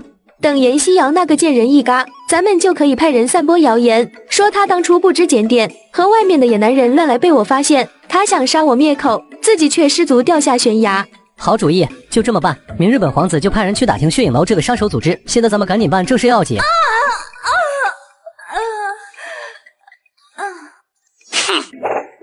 严西瑶从空间里取出跌打药跟自创特效药往受伤的脚上涂，看来只需要3-5天，我的脚就能完全恢复。主子，您哪里来的这些药啊？我随身带了点，之前和酒店下吵架记糊涂了，没想起来这个药效果更好，刚才想起来就敷上了。原来如此，您的脚还疼吗？还有一点疼，过几天就好了，最迟4-5天就能走路了。严军医不是说要半个月才能恢复吗？不用，我这个药4-5天就能恢复了。那就好，主子您休息，属下去准备吃的。去吧。严西瑶开始打坐练功。3日后，一行人来到了火灵山山脚下。今天的严西瑶能下地走路了。火灵山是越往上走越热，还没走到半山腰，已经热得满头大汗。唯有身中寒毒的韩萧明和严西瑶像没事人一样。我因为身中寒毒，根本不怕热，为何小师妹一点事都没有？实际上，严西瑶感觉不到热，是因为手腕上的寒玉血纹镯，连她自己都不知道，这个手镯遇到高温天气会自动散发出凉意，遇到寒冷则自动吸收寒气，运养手镯。戴手镯的严西瑶也不会感觉到多少寒冷。丫头，你不热吗？为何你一点汗都没出？不热啊，感觉这温度刚刚好，很舒服。严二小姐，属下给你把脉吧。不用了，我没生病。所谓医者不自医，别人都热得满头大汗，只有他觉得温度刚刚好，不是生病，难道也中了寒毒不成？你还是让严军医给你把把脉，别自己生病了都不知道。我真没生病，不信你把脉试试。严军医手指搭上严西瑶的脉搏，顿时感觉一阵凉爽扑面而来，精神为之一振。好奇怪的感觉，严二小姐身体没有问题，不过属下觉得很奇怪，属下的手摸到严二小姐的脉搏就感觉浑身凉爽，放开她的手就没有这种感觉。属下试试。还真是如此，这是怎么回事？严西瑶也想不明白，她主动去拉着春兰的手。春兰，你感觉如何？凉爽吗？主子，好凉快啊！这是怎么回事？我也不清楚，真的好奇怪。我有个想法，我们大伙手拉着手，试一下还有没有这种效果。众人一听，除了韩萧明，其他人都手拉着手围成一个圈，顿时感觉浑身凉爽。这简直太不可思议了，难不成我上辈子是一台空调？主子，什么是空调？妈呀，说漏嘴了，这张臭嘴怎么能一激动就把空调给整出来了？空调就是可以降温的机器，我有一次做梦梦到过。空调长什么样？我忘了。注意到严西瑶手腕上的手镯微微泛着红光。小师妹，你的手镯怎会发光？妈呀，这到底是怎么回事？韩萧明伸手触摸手镯，一股寒意瞬间破体而出，悉数被手镯吸收。韩萧明如同触电一般往后退了2步，嘴里吐出一大口黑血。所有人大惊，严军医和府医急忙跑过去给韩萧明检查。本宫没事，吐出这口血，感觉好多了。爷，四师兄，你的寒毒又得到压制了，我没给你吃药啊，你吃什么了？本宫什么也没吃，只是摸到你的手镯，就感觉你的手镯把本宫体内的寒气吸收了不少。我知道了，我的手镯是寒玉，所以你们拉着我的手才会感觉到凉快，而四师兄体内有寒毒，就被手镯吸收了一些。要不本宫再试试？你快试一试。韩萧明再次触摸手镯，却没有了刚才那么大的反应。虽然还是能感觉到手镯在吸收他体内的寒气，但吸收的并不多。怎么样？什么感觉？你这手镯能吸收寒气，却也只能压制本宫体内的寒毒，达不到解毒的效果。算了，没关系的，赶快找千年火灵芝。你放心，只要找到药材，我一定能帮你解毒。走吧，寻找火灵芝。越往上走，温度越高，严西瑶却只顾着低头到处看，而且看得非常仔细。丫头，你找什么？是什么东西掉了吗？没掉东西，我在寻宝。寻什么宝？火山口呢会有一种红色或者蓝色透明的石头，叫刚玉，那可是宝贝。还有黑曜石这些，既然来了，能捡到一些就更好了。是这个吗？这家伙是踩狗屎了，运气居然这么好。对，就是这种。你在哪儿捡到的？在那。你运气真好。你喜欢就给你吧，本宫不需要这玩意。多谢子师兄，你不需要我需要，而且越多越好，嘿嘿。火灵芝要找，宝石也不能落下，这可是讨好严西瑶的好机会。韩潇明看着严西瑶兴奋的小财迷模样，心情莫名的愉悦起来，也低着头开始寻找宝石。丫头，看看这个。哇，这就是黑曜石。为师帮你拿着，等下山再给你。多谢师傅，您自己留着吧。为师也不需要这玩意，都给你。现在给你拿的也是累赘，等下山全给你。师傅，您对徒儿真好。谁让你是为师最宝贝的小徒弟，唯一的女弟子，不对你好，对谁好？自己以后一定会好好孝敬师傅，自己的宝石也就相当于师傅的宝石，谁保管都一样。其他人也是如此，找到宝石给严西瑶看一眼就塞进怀里，先帮他装着，等下山一起给他。火灵山常年高温，想来此处武功差一点的，能不能走到这里还是个未知数。所以这人迹罕至的火灵山，宝石还真不少。这里居然长了石斛，好东西啊！这可是有救命仙草之称的火山石斛。不错，是火山石斛，珍贵无比，这一趟来的真值。不知道是谁前几天说不要10万两银子，也不要宅子，不来了。哼，我为什么不来？你心里没点数吗？还不是被你气的。就是还不是被你这臭小子气的。你小师妹还小，你就应该多让着她，一点也没有当师兄的觉悟。本宫又做错了什么？小师妹，快过来，这里也有石斛。哇，这么多，发财了，发财了，哈哈哈哈！严西瑶激动地奔向韩潇明，身子一纵，搂着韩潇明的脖子，像个无尾熊一样挂在韩潇明身上。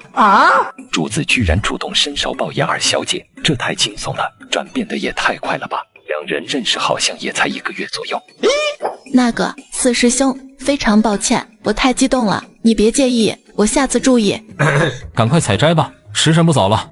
严军医和陈大夫采摘完那一片石斛，刚想过去帮忙，被殷老头狠狠地瞪了一眼，两人瞬间恍然大悟。我们再去别的地方看看还有没有。这才像话吗？老夫的2个小徒弟增进感情，怎么能被打扰呢？把石斛采摘完，众人又热又饿，赶紧靠近严西瑶喝水吃东西。春兰和夏竹各腾出一只手拉着严西瑶，其他人则拉着他们2个，以此来缓解高温带来的不适感。你们一边拉一个，我怎么吃东西？我也饿呀。臭小子，你不怕热，还不赶紧过来喂你小师妹吃点东西？我们快热死了，你小师妹得给我们降温。韩潇明拿出一块烤肉，亲自喂给严西瑶吃。众人要么抬头看天，要么左顾右盼，但就是不放开严西瑶。吃饱喝足后，众人则继续去寻找火灵芝，而严西瑶则在练功。春兰，你留下看着他，其他人先去寻找，有什么问题及时告诉本宫。是，记住了，一定要告诉九殿下。晚辈记住了，还请前辈放心。他们刚想离开，春兰就发现了严西瑶的异样。殿下，主子好像要突破了。韩潇明扭头一看，立马露出一副看怪物的表情，其他人亦是如此。老夫到底是收了个什么怪财？这才几天又要突破了。变态啊，变态鬼才。的确是鬼才。先别着急，去找宝石和火灵芝。所有人后退，给小师妹护法，连一只虫子都不要放过去。严西瑶吸收着空气中的能量，转换成内力，一个劲地冲击着瓶颈，从凡级1品突破到2品、3品、4品，一直到9品，还没有停下的意思。半个时辰多后，严西瑶成功突破，而且是越级突破，直接从凡级1品突破到武道宗师黄级初期才停下来。太变态了，就算是很有天赋的主子也没有这样变态，最多的时候也就是从凡级1品一连突破5品。这个关门弟子将来必定是老夫最大的骄傲。严西瑶睁开眼睛时，再次被自己身上散发出来的恶臭熏得只想吐。哇塞，太臭了！春兰，我要洗澡，我快被自己熏晕了。主子，您这次突破，体内再次排出许多杂质，以后您就不会轻易生病了。快，先带我去洗澡，臭死了。可是主子，属下不知道这附近哪儿有水源。本宫知道，本宫带你去。主子，您快去洗澡吧，等晚些时候属下再去给您洗衣服。你现在陪我去，顺便把我的衣服洗了。可属下真不知道水源在哪儿啊。春兰是真心不想去打扰这两人单独相处。四师兄，水源在哪儿？北边，离此地20里地。我去，这么远？你到底要不要去？你现在是武道宗师皇级初期，20里地远吗？不远。春兰，你也陪我一起去，你得给我搓背。春兰一脸的为难。春兰，你也一起去。是。天啊，火灵山里的河居然是冰水啊，冻死我了。主子，现在是早上啊，这里有温度差，所以这水是凉的。春兰，你也下来一起洗。那火灵山那么热，我可不相信你不想洗澡。主子，等您洗好了，属下再洗。别啰嗦了，快下来一起洗，我快冻成冰块了。主子，您这手镯不能吸收水里的寒气吗？应该能，但这水是流动的，手镯作用不大。属下先帮您洗，洗完您先上去运功驱寒。你不冷吗？别啰嗦了，赶快一起洗，别受凉了。好吧。主仆二人以生平最快的速度洗完澡，赶紧爬到地上穿衣服，两人都冻得瑟瑟发抖。小师妹，洗好没有？可以回去了吧？可以了，马上就来。四师兄，你要不要洗一下？我们在这儿等你。本宫洗过了，回去吧。好的。敢用老子的水洗澡，不知道这是我张德庄的地盘吗？我看你们是不想活了吧？小师妹，这人刚好给你练手，巩固一下你的实力。连这小妞居然都是武道宗师皇级初期，我前天才入的凡级五品，这怎么打得过？看来只能用那招了。是小的有眼不识泰山，王大仙饶小的一命。你可知道？我就知道没那么容易，还好我有后手。我还想说分他点宝石的，他怎么就跑了？三人回到火灵山与大火会合，继续寻找宝石和火灵芝，一连找了3天，还是没有找到火灵芝的踪迹。宝石倒是找到了不少，韩潇明有些失望，赶了差不多1个月才来到火灵山，整整找了3天都没能找到，众人情绪都有些低落，都没心思拉着妍希瑶降温了。上辈子活了20几年，还没见过火山口长什么样子。火灵芝在哪儿？火灵芝在哪儿？在那儿。妍希瑶指着火灵芝激动不已，她激动的转身跳到韩潇明的身上。四师兄，我找到火灵芝了，你的毒能解了，我找到了，太好了，终于找到了。韩潇明也激动不已，顺手搂着妍希瑶。真的找到了，太好了。等两人反应过来，激动过头了，双目对视，同时放开对方后退2步。臭小子，抱习惯了是吧？瑶儿丫头可是魏氏唯一的女弟子，你抱了她就得负责。等回京城，赶紧让你那皇帝老子给你赐婚，至少先定亲。师傅，徒儿还小，您别乱点鸳鸯谱行不行？他是我的四师兄，我激动过头了，抱他一下他就要对我负责。万一哪天我抱了大师兄他们一下，您是不是也要他们对我负责啊？师傅，是小师妹先抱的本宫。哼，妍希瑶，你激动个毛线啊？又不是捡到钱，万一被扔出去，以后还有脸见人吗？看来自己这爱激动的毛病得改一改了。这句话应该是让小师妹心里不舒服了。还以为你终于开窍了，原来还是块烂木头，朽木不可雕也。妍希瑶将火灵芝采摘下来，直接扔给韩潇明，大步往山下走。殷老头和4大暗影赶紧跟上。丫头，你别生气，那臭小子就这臭德行，改天为师帮你教训他。我没生气，他说的是事实。那你干嘛走那么快？我饿了，想下山去找点吃的，这几天啃肉干，嘴里都快起泡了。妍希瑶越走越快，最后干脆运起轻功往山下飞掠。韩潇明看着手里的火灵芝，纠结着要不要向妍希瑶道歉。丫头，你慢点，别生气了，为师这就去帮你教训他。师傅，我真没生气，快走吧，火灵芝被挖了，我怀疑火山会爆发。什么？你怎么不早说？你师兄还没下山呢。哎呀，糟糕，大意了，没提醒他们一声。妍希瑶运足内力大喊，韩潇明他们却没听清楚。四师兄，快跑！而正在纠结的韩潇明却没注意到，身后的温度越来越高。不对劲，这怎么温度越来越高了？快跑，那玩意要喷出来了！赶快走！抓起严军一往山下急速飞掠，卢晨反应也不慢，抓起陈大夫，使出吃奶的劲追赶韩潇明。就在妍希瑶想再次大声呼喊韩潇明时，见4人急速飞掠而来。快跑！火山爆发了！我去，真爆发了！快跑！韩潇明使劲将严军一扔向殷老头，同时掠向严西瑶。这是什么神操作？来不及多想，殷老头一把抓住严军一，运足轻功就跑。韩潇明急速来到严西瑶的身边，大手一捞，环住严西瑶的腰，继续飞掠。其他人赶紧跟上。这才像话嘛，就应该保护好严二小姐。这次是你先抱我的，还有我自己会轻功。你速度太慢了。好吧，现在逃命要紧，等安全了再说。众人成功逃脱火灵山，全员内力消耗见底。我炒个辣子鸡的，吓死宝宝了。丫头，你怎么知道挖了火灵芝会爆发火山？我不知道呀，刚才就告诉你了，我是怀疑会爆发火山，没想到真的爆发了。你为何会有此怀疑？我也不知道，可能是第六感吧，女人的第六感有时候很准的。何为第六感？就是预感。你们有这个预感吗？4人同时摇头。臭小子，你以为谁都有你小师妹这么聪明？那岂不是全天下的人都是天才？你咋想的？的确是变态鬼才，目前见过的女人中，还没有任何人能跟小师妹相提并论。大家抓紧运功调息，恢复一下消耗的内力，等会儿还得准备吃的。你们先运功调息，我来护法。还是我来护法？你们运功调息，毕竟我的消耗没有你们大。陈大夫护法，众人开始运功调息。1个时辰后，严军一和4大暗影相继醒来，5人悄悄起身去准备吃的。5人刚离开没多久，严西瑶也睁开了眼睛。小师妹，你来护法，本宫再调息一下。严西瑶眼睛四下打量，发现不远处有一块青石，这块青石可以做成石锅。这段时间以来，在野外露营都是吃的烤肉，都吃腻了，今晚可以换换口味，吃个石锅炖肉也不错。可现在自己还不能动手，弄出声响会影响运功调息的3人。1刻钟后，秋菊抱着干茶回来。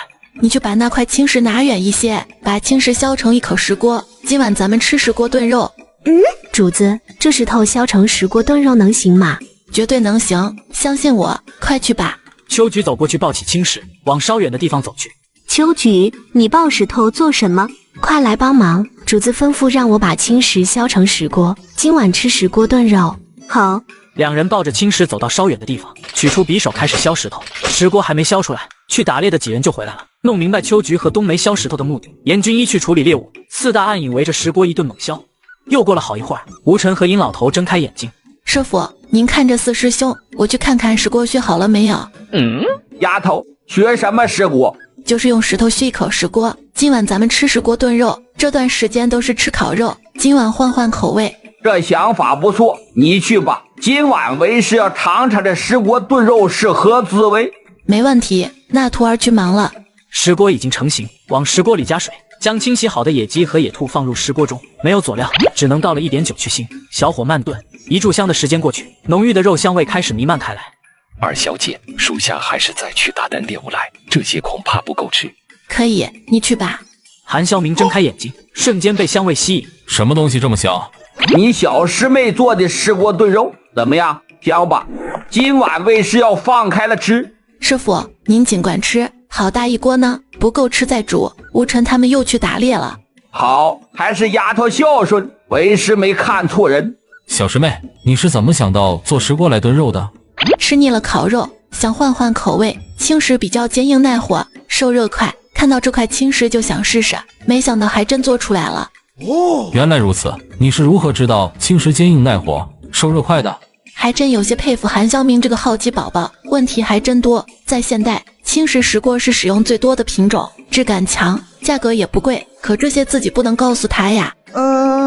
教我艺术的神秘人告诉我的。这丫头脑子是如何长的？居然能想到用石头做成石锅来炖肉，挺聪明的呀。怎么还会被他的姐姐害得差点没命？不过好像以前他不会武功，身体又弱，被害也正常。以后小师妹有自己，有师傅和3个师兄保护，绝不会再被任何人欺负。众人围着石锅开吃，殷老头取出酒葫芦，先夹了一块肉塞进嘴里。好吃，太好吃了！老夫从来没吃过如此鲜香的野味。这肉太好吃了，这段时间吃烤肉，本宫也是吃得快吐了。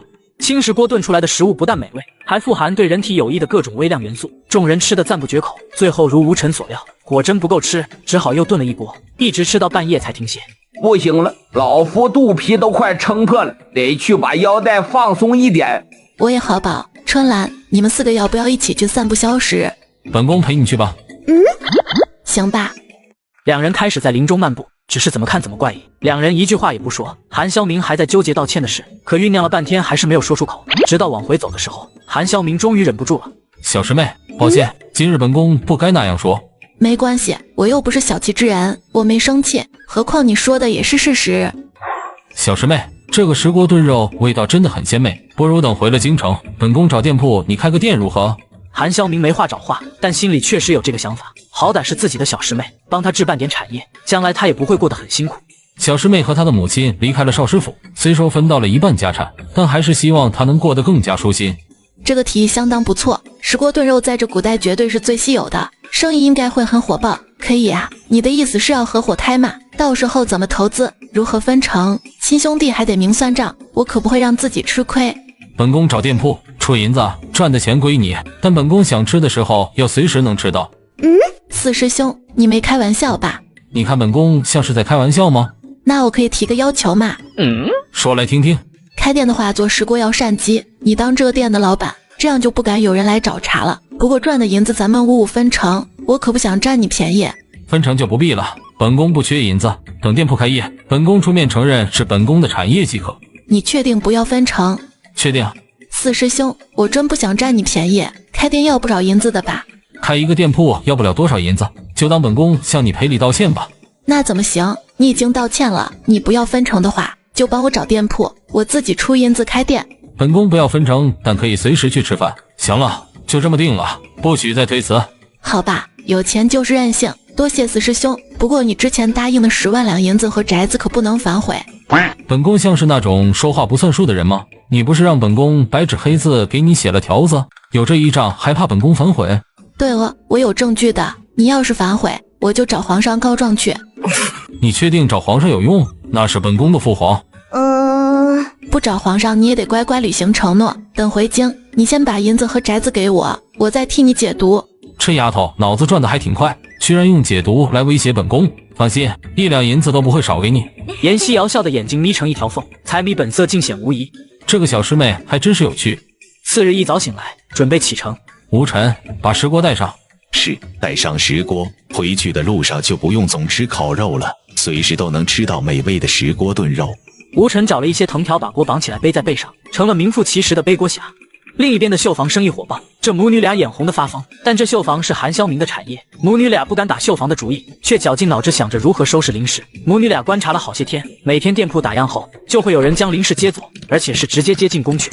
这林氏怎么就能天天进宫呢？到底是谁给他的权利？就算是朝中一品大员，下朝后没有召见都不允许进宫的。爹，你说林氏这个贱人为何每天都有人接送她进出宫？会不会是容妃娘娘？毕竟林氏那个贱人救过容妃娘娘的命。两妻，我也不知道，但应该不是容妃娘娘。容妃娘娘不喜欢颜夕瑶那个贱人。绣房开业那天，皇上皇后都来了，会不会是皇后娘娘？林氏这个贱人和皇后娘娘到底是何关系？为何皇后会出现在绣房？绣房开业那天，皇上不是说了吗？绣房是九殿下的产业，会不会是九殿下安排的？还真有可能。没想到林氏这对贱人母女离开少师府还能攀上九殿下这棵大树。母女俩的谈话刚好被严文忠听到，林氏母女居然抱上了九殿下的大腿。比起五皇子韩萧吉，九殿下韩萧明的势力更大，更是深得皇上和皇后的宠爱。我想要官复原职，想要爬上正一品大员，韩萧明一句话就能让自己梦想成真。反观那个五皇子，整天无所事事，一样是皇子，但皇上并不待见五皇子。错了，当初决定保颜小蝶选择错了。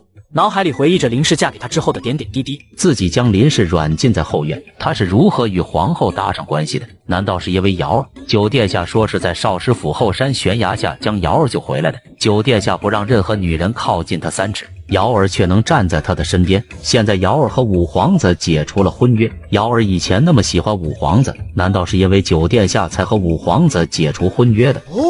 一定是这样。错了，真的选错了呀！为了颜小蝶，放弃林氏母女和一半家产，他后悔了，彻彻底底的后悔了。他不甘心，他要去找林氏。老爷，你这是要去哪儿？我去哪儿还需要向你请示吗？老爷，你这是怎么了？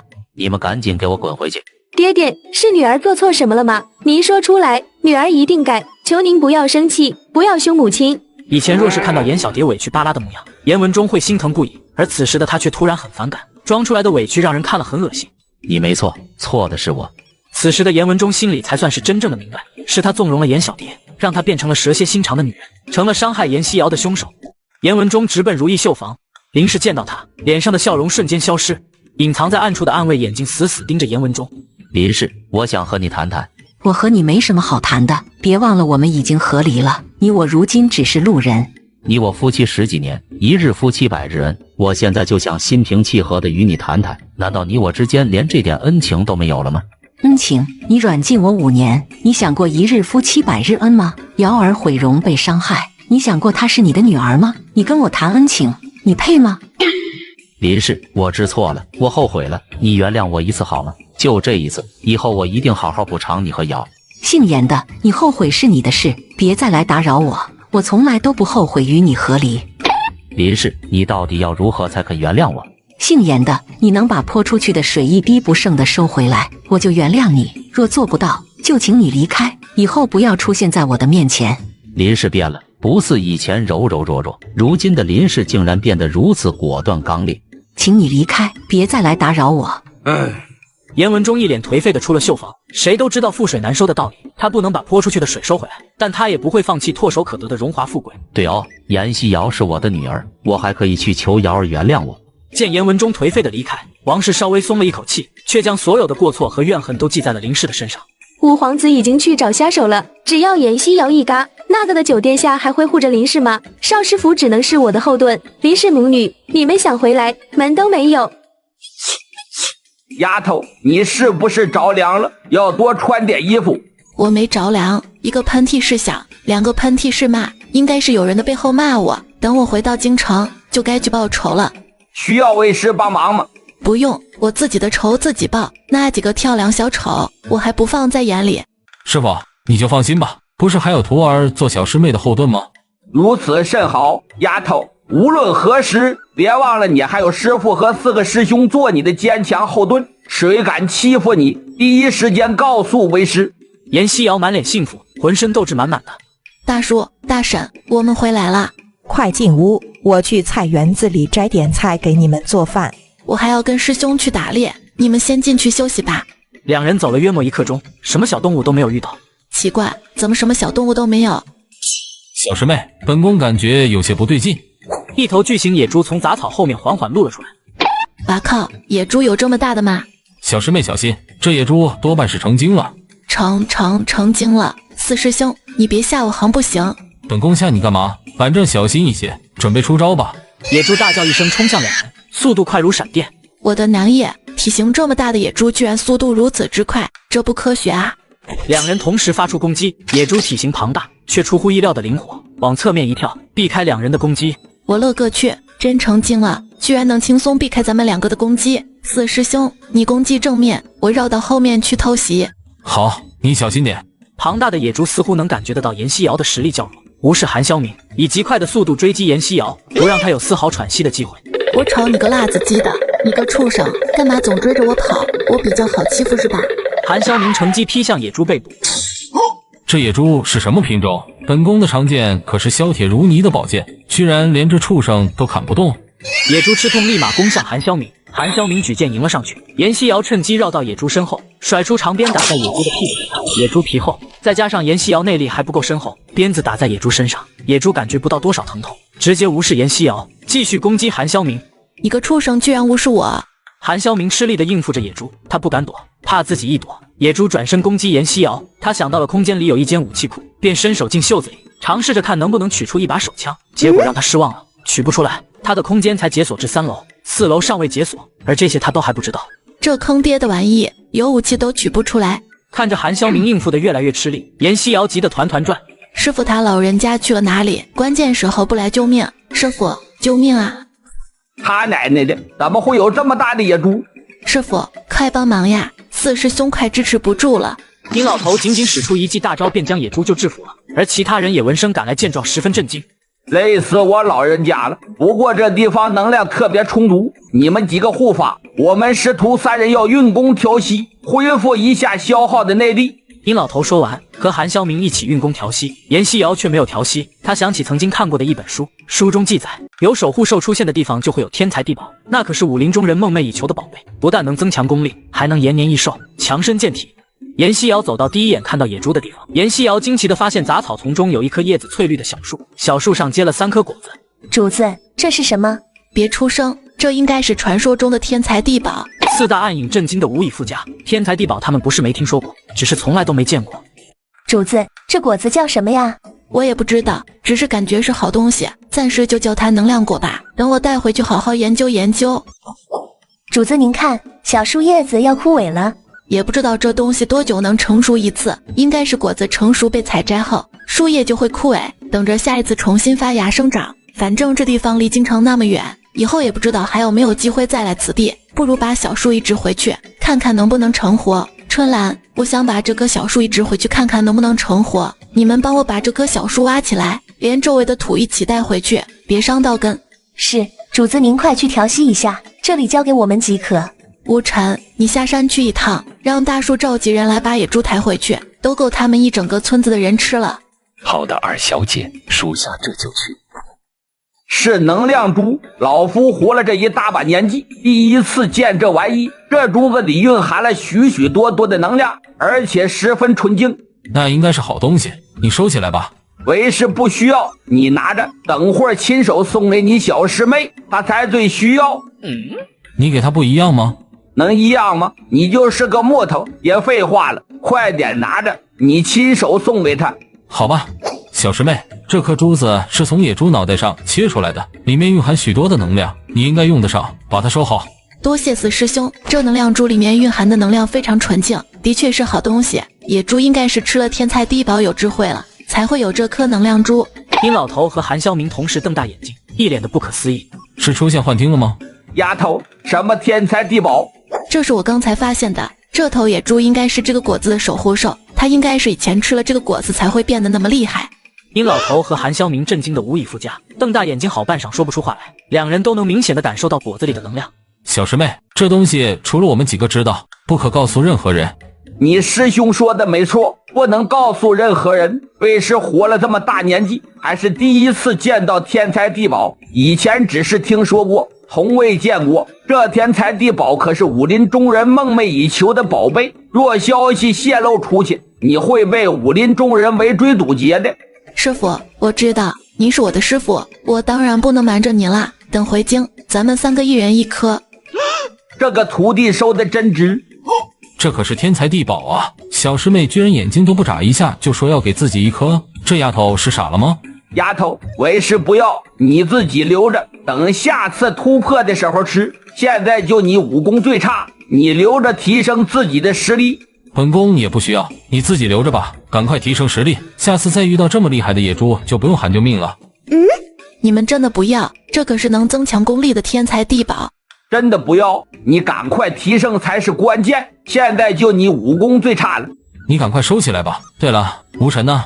我让他下山去找大叔，召集村民来扛野猪，这头野猪都够他们整个村子的人吃了。谁敢泄露小师妹身上的秘密，本宫不管他是谁，一律杀无赦。是，这棵树苗帮我看好，别让任何人触碰。好的，二小姐。小师妹，这树苗是结那3颗果子的树苗吗？没错，我想着此地离京城那么远，以后有可能不会来，就想着把树苗移植回去，看看能不能成活。这想法不错，以后还真有可能不会再来。四师兄，这棵小树苗就由你种植如何？可以，师兄先帮你照看，你什么时候想要，随时可以拿走。多谢四师兄，咱们今天可是大丰收，晚上和村民们一起热闹热闹如何？随你。脸上没什么表情，但心里却莫名的开心。韩潇明自己都觉得不可思议。咱们村靠东边有一块空地，不如就把野猪抬到那边去，在那块空地上烧火炖肉如何？没问题。村民们放下野猪就各自跑回家，叫上全家老小，全都赶往空地上。大婶，你给我煮1锅青菜吧，我不想吃肉了，这段时间天天吃肉，我都吃腻了。好，要别的没有，青菜有的是。你不是要让全村村民热闹热闹吗？怎么就只想吃青菜了？这不冲突啊，我吃青菜，你们吃肉就行，反正我不吃那玩意。丫头，你为何不吃野猪肉？师傅，那玩意都成精了，我才不吃呢。想想都恶心。再说了，野猪肉又不好吃。那我也不吃了。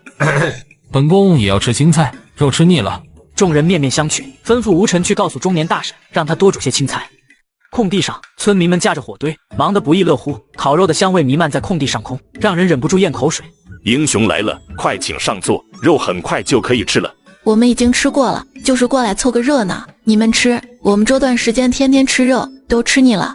那怎么行？你们打的野猪，说分给我们就分给我们，我们都不知道如何感谢你们呢。怎么说也得吃点。我是吃不下了，你要是想感谢我们，等会儿多吃点就行，大家开心就好。就是大家多吃点，等会儿陪我老人家喝几口就行。喝酒没问题，划拳都可以。好，一言为定，等会儿陪老夫喝酒划拳。那个年轻的英雄长得真英俊，要不去邀请他来和我们一起跳舞？是很英俊，但不知道人家愿不愿意。要是能和他一起跳舞，那就太幸福了。小雅，你去邀请一下试试呗。人家要是不愿意，咱们也不勉强。人家可是大英雄，连他旁边的女英雄一起邀请。那个女英雄长得真美。好吧，我去邀请。小姑娘脸上带着些许羞涩，笑意盈盈地走向韩潇明。小师妹，别让他靠近本宫，去把他赶走。四师兄，你别冲动，我来搞定，你千万要忍住啊！小仙女，你不能再过去了，再过去我也保不住你。女英雄，您叫我什么？小仙女呀，就是小美女的意思，有问题吗？没问题。女英雄，我是来邀请您和那位英雄哥哥一起去跳舞的。他不会跳舞，我和你一起去跳。还有，你不能靠近他，他是危险分子，你靠近他，他会把你踹飞的。为什么呀？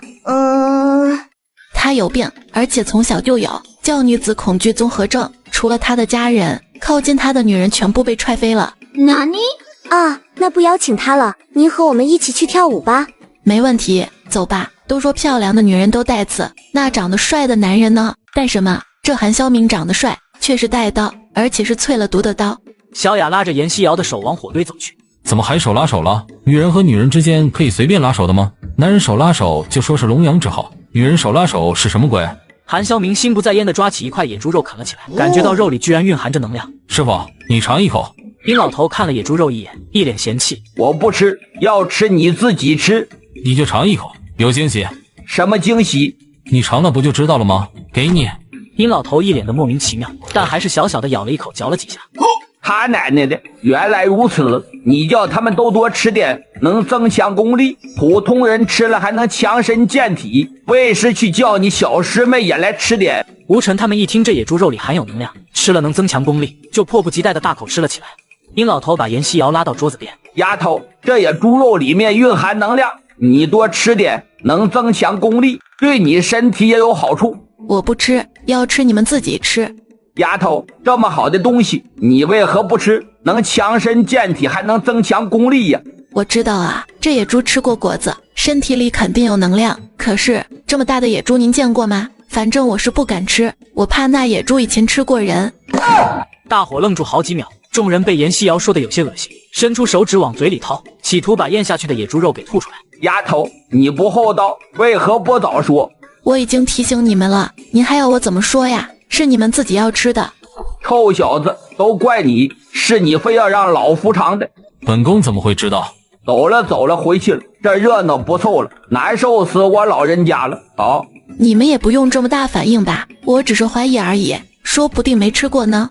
丫头，我怀疑你是故意的，我只是怀疑而已，说不定你不是故意的呢。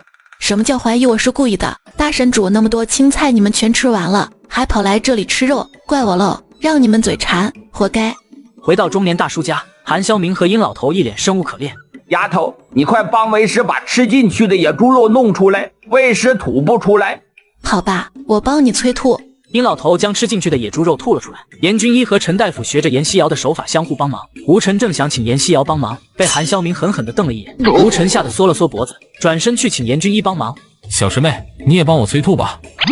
韩潇明一副即将奔赴刑场的表情，精神紧张，肌肉紧绷。严希瑶用力也按不动他的穴位，连银针都刺不进去。四师兄，你能不能放松点？我按不动，连银针都刺不进去，你让我怎么帮你？深呼吸，身体放松。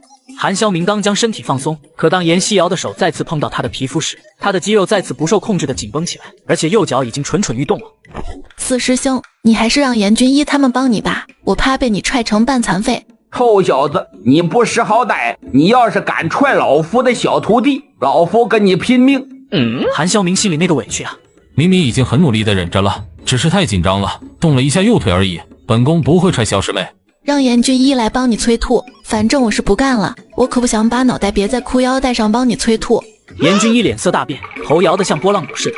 二小姐，还是您帮主子催吐吧。主子醒着的时候，属下也不敢碰到主子的肚皮。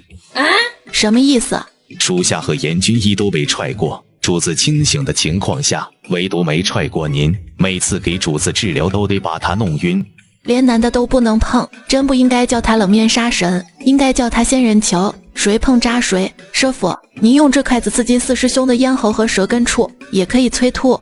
为师不会，还是你来吧。为师按住他的双腿，保证不会踹到你。严西瑶转头看向严军一和陈大夫，两人同时摇头，故意表现出一脸的惊恐。本宫什么时候踹过你们了？属下刚追随您的第3天，您腿受伤，属下给您治腿的时候踹了。那是多少年前的事了，现在居然翻旧账，而且你摸的是本宫的大腿。属下第一次给您治疗腹痛的时候被您踹了一脚，那时候还不属好吗？用筷子压舌根而已，本宫难不成会吃人？韩潇明心里默默嘀咕，嘴上却无言以对，毕竟是真的踹了人家。四师兄，你要是敢踹我，我就不帮你解毒。小师妹放心，本宫保证不会踹你。行，那你张开嘴。严西瑶用筷子刺激韩潇明的咽喉和舌根，弄了好一会儿，才将他吃下去的野猪肉给吐出来。几位英雄还真的回来了，大伙还到处找你们呢。大叔，你就告诉大家，我们今日打野猪太累了，想好好休息一下，明日还要赶路，就不去凑热闹了，大家玩得开心就行。我就是这样跟大家解释的，你们累了一天了，是该好好休息一下，我们去烧水给你们洗漱休息。多谢大叔，你们去玩吧，不用管我们，我们自己动手即可。那怎么行？你们是客人，又是英雄，怎么能让你们动手？真是太感谢你们了！邻居们还给我们家留了1大块野猪肉呢。大叔不用客气，我们在你家借宿，你又帮我们照顾马匹，是我们应该感谢你才对。姐姐，你们明天就要走了吗？能不能在我家多住几天？小弟弟，我们明天就要走了，还有很多事情等着我们去做，等以后有机会了我们再来你家，或者等你长大了就到京城去找我们好不好？姐姐，等我长大了，真的可以去京城找您吗？当然可以啦。可是我听爹爹说，此地离京城很远很远，我都不知道要走多久才能到京城。小家伙，你为何要去京城找我们呢？你们都是好人，帮我治病，而且是大英雄。等我长大了，我也想当英雄。娘亲说了，你们是我们家的大恩人，滴水之恩当涌泉相报。我长大了要报答你们。这家人虽然生活拮据，可家教还真不错。小弟弟，你不用报答我们，我们在你家借住，帮你治病只是举手之劳，以后长大了好好报答你的爹娘就够了，他们把你养大不容易。我会好好孝敬爹娘的。姐姐，您能教我医术吗？我想学治病，学会了，村里的人生病或者上山打猎受伤就不会死了。小家伙，你叫什么名字？你识字吗？我叫牛小虎，字认识的不多，我跟村里的王伯伯学过，认识一些字。小家伙，这本医书我送给你，你有不认识的字就去问你王伯伯。3年后，你要是能看完这本医书并理解里面的内容，你就来京城找我，我收你为徒，亲自教你医术。多谢英雄伯伯，3年后我一定来京城找您。好，我等着你。3年后，你到京城杏林百草堂打听陈明顺大夫，就能找到我。多谢英雄伯伯。陈大夫，杏林百草堂是你的产业？不是，是主子的产业，属下有空就会去帮忙打理。丫头，你四师兄不仅有药房，还有其他产业，甚至还拥有江湖势力。幽冥宫也是你四师兄的势力。师傅，幽冥宫是什么组织？幽冥宫是江湖中的正道势力，是你四师兄暗中培养的组织。她是幽冥宫公主。四师兄，原来你这么有钱有势呀，难怪那么大方。你很喜欢钱吗？当然喜欢啦，我又不是圣人，我是俗人，做不到视金钱为粪土。那等你的店开业，你好好经营，你也会有很多钱。那是必须的，我也要争取当个有钱人。俗人，赶快去洗漱，然后去练功吧。目前提升实力才是关键的。你说的有道理，听你的，总有一天我要成为有钱有势的人。次日一早，韩肖明细心地给中年大叔一家留了些银两，悄悄放在枕头下，又给他们留下一匹骏马。众人却没有想到，一个小小的善举，多年后牛小虎命运彻底改变，成为将来的一代名医。少了一匹马，严西瑶被韩肖明直接拎到他的马背上，却一动也不敢动，生怕被韩肖明给扔下去。实在受不了了，腰酸背痛，腿抽筋。四师兄，我还是去和春兰同城一起吧，我腰都快断了。韩肖明却不愿意了，为何心里就是不想让小师妹与别人同城一起？你坚持一下，到镇上就可以乘坐马车了，身体放松。你那么紧张，我能放松才怪。本宫紧张了吗？你不紧张，那你还肌肉紧绷。本宫不紧张。我让你死鸭子嘴硬，我倒要看看你会不会把我扔出去。严西瑶身体故意往后靠，直接靠在韩肖明的怀里。这样舒服多了。韩肖明一怔，瞬间绷直身体，手脚都无处安放。四师兄，我警告你啊，你要是敢把我扔下去，你就等着寒毒发作而死吧。不会，放心吧。哼，是你不让我去跟春兰骑马的，我得让你尝尝腰酸背痛的滋味。韩肖明虽然肌肉紧绷，却还是不愿意让严西瑶去和春兰同城一起，双腿轻加马腹，让马儿慢跑起来。四师兄，你打喷嚏不会转个方向吗？疼死我了。抱歉，我不是故意的，你这几根头发老往我鼻子里钻。韩肖明适应了严西瑶靠在他的怀里，也逐渐放松身体。通过数十日的奔波，终于赶到了离京城较近的梁东城。整个武圣王朝，除了京城，就属梁东城最热闹。梁东四公子之薛公子突然疾病，四处求医俱无果。梁东四公子情同手足，甚急而又无计。是日，当把学医，若能去疾康复，梁东四公子任其差遣或赏金100万两，即待接榜。薛家梨园静候，张榜人梁东四公子。这好事得赶紧告诉宝贝小徒弟，要是他能治好，就能将梁东四公子收为己用，老夫也能跟着沾光。丫头，好机会，你的好机会来了。师傅，什么好机会？梁东四公子中的薛公子病了，当榜学医，若能治好，赏金1万两，或者四公子任其差遣，你能解你四师兄身上的寒毒，治疗薛公子应该不是问题。去试试，说不定你还真能把梁东四公子收为己用。梁东四公子很厉害吗？很厉害，梁东四公子之一楚昊天，杀手组织血影楼楼主，拥有10几家赌坊，裴振北天下第1大帮，丐帮少帮主，帮众遍布天下。薛中华精明能干生意人，武圣王朝首富，富可敌国。段凌风神偷世家传人，劫富济贫的侠士，在江湖上拥有一定势力。你要是能将那梁东四公子收服，你的势力不比本宫小。既然梁东四公子如此厉害，那本姑娘得去试试。是值得一试。吴尘，去接榜。是，主子。吴尘直接运起轻功，飞到告示上方，伸手将告示撕了下来。公子既然接榜，请随在下前往薛家梨园。前面带路。薛家梨园人来人往，几乎都是接榜的医者，也有自诩能人的江湖术士。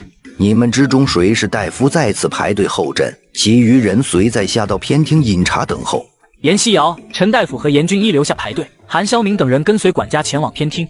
看着排队候诊的大夫和一脸失望、摇头叹气走出来的大夫，陈大夫和严军医心里打鼓。这么多人都束手无策，可见那薛公子的情况并不乐观。既来之则安之，反正只是试试，能治最好，得治我性，是治我命，反正自己又不损失什么。等了约莫半个时辰，终于轮到他们。陈大夫，你先看看。二小姐，在下是来自京城的陈明顺大夫。陈大夫给薛中华把脉，眉头越皱越紧。薛公子病在肝脏上，应该是肝脏结节，恕在下无能为力。严大夫，您试试。是，二小姐。在下姓严，名尚德，也来自京城。严军医开始把脉，在下的诊断和陈大夫一样，但也无能为力。我来看看吧。小女子姓严，名西瑶，来自京城。这小女子如此年轻，会把脉就不错了，算了死马当活马医吧。严西瑶，自己没听错吧？3天前，有属下报告，有人花钱买阎锡瑶的命，而且出手就是5000两银子。但据来人描述，要杀的人年仅15，又黑又丑，左脸上还有一道疤痕，名字也叫阎锡瑶。但眼前的阎锡瑶倾国倾城，除了年龄相仿，没有一处相似，应该只是同名同姓。你是否口干、口苦，右边胁肋疼痛？你的病的确是在肝脏上，初步怀疑是湿热剧毒型肝癌中期，也就是肝脏结节。治是能治，但有点麻烦，也需要一段时间。阎锡瑶的话让梁东四公子如遇平地惊雷。这段时间以来，看了无数的大夫，都说我得的是绝症，无药可治。而这个年仅15、16岁的姑娘居然说她能治，这可能吗？姑娘，梁东四公子的玩笑不是你能开得起的。你确定你能治疗？我确定能治，但想要治疗，薛公子必须随我前往京城。我说过，他的病3、2天治不好，做个手术切除肿瘤，调理一段时间即可。我家二小姐说能治就一定能治，在下敢用性命担保。在下也敢用性命担保，我家二小姐的医术，我和严大夫都望尘莫及。说说你的条件，要黄金还是要什么？若我治不好，分文不取；若治好，我要你们四公子做我的左膀右臂，同闯天下。不是下人？当然不是，是左膀右臂，更是兄弟。让他们当下人只会委屈了他们，想让他们心甘情愿为自己所用，就必须给他们足够的尊重。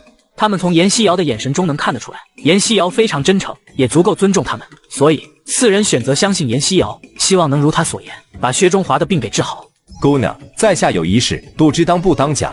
你请说，有事但说无妨。在下是血影楼楼主楚昊天。3月前，有人出5000两银子买一个也叫阎锡瑶的女孩的命，只是根据来人的描述，她要杀的人又黑又丑，左脸上还有一道疤痕，听说是京城少师府的二小姐，不知您是否听说此人？严军医和陈大夫大惊失色。若我说我认识此人，也知道他在何处，那你是否要去杀他？不去，我血影楼虽是杀手组织，却不是什么人都杀。血影楼只杀贪官以及大奸大恶之人。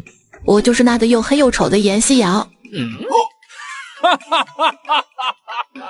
痛快！没想到严小姐如此胆大爽快，不拘小节。只要你能治好薛老弟，在下4人愿意誓死追随，同闯天下。君子一言，驷马难追，外加9个香炉。就是一言九鼎的意思。严小姐不必在意，这小子就这样，他爹让他去读书，他要去做贼，大字不认识几个，说话颠3倒4。原来如此，我说的不对嘛？9个鼎不就是9个香炉，意思一样。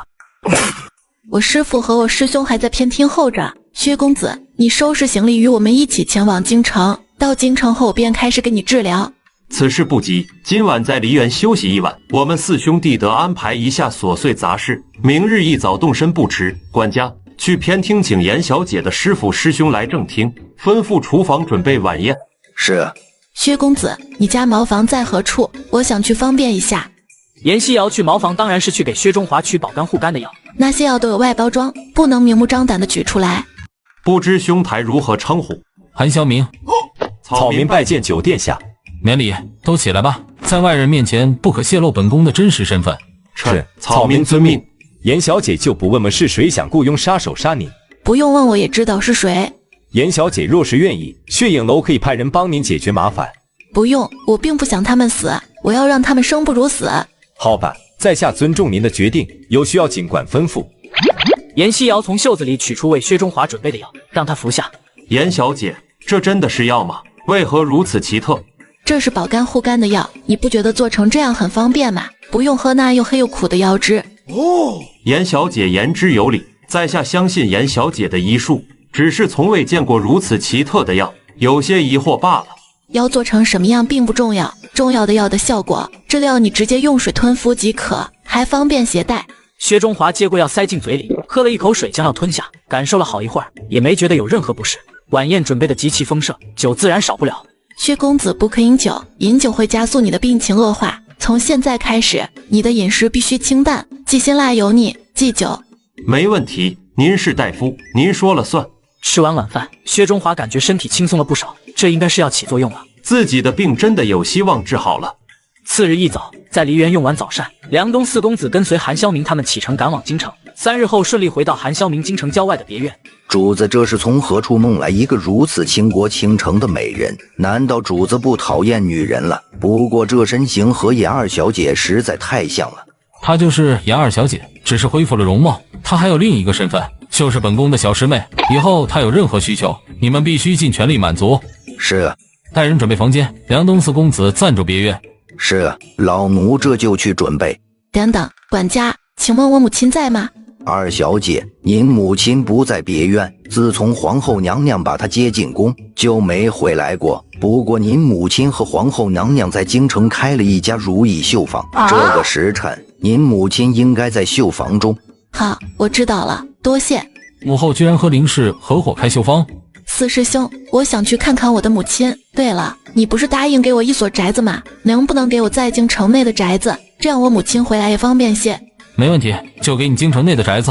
不过这别院比较清静，薛公子治病就在别院吧。他可不想让梁东四公子去自己送给小师妹的宅子居住。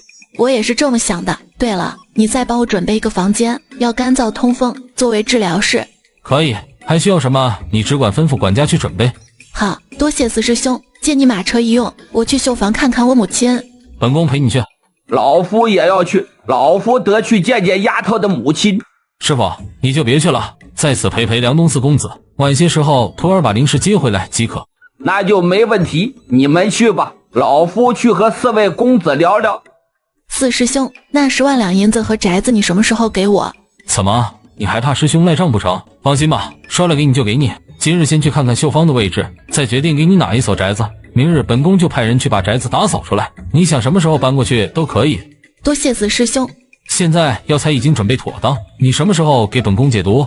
明天给你解毒都可以，不过我害怕你不配合我，又怕你踹我，解毒得给你施针推拿，得触碰你全身的皮肤，你确定你能配合我吗？触碰全身的皮肤，韩萧明还真怕自己忍不住把小师妹大卸大块。那现在该怎么办？当然是每天训练你了，直到我能触碰你全身，我才敢给你解毒。解个毒还非得触碰全身？他不敢想象自己躺着当一条任人宰割的死鱼是什么感觉。抵达后，两人一起走进绣坊，这一幕恰好被前来寻找机会收拾林氏的王氏母女看到。那不是九殿下吗？他身边的女人是谁？九殿下不是不让女人接近吗？这个女人的身段和阎锡瑶那个小贱蹄子很像，不知道是不是她，先看看再说。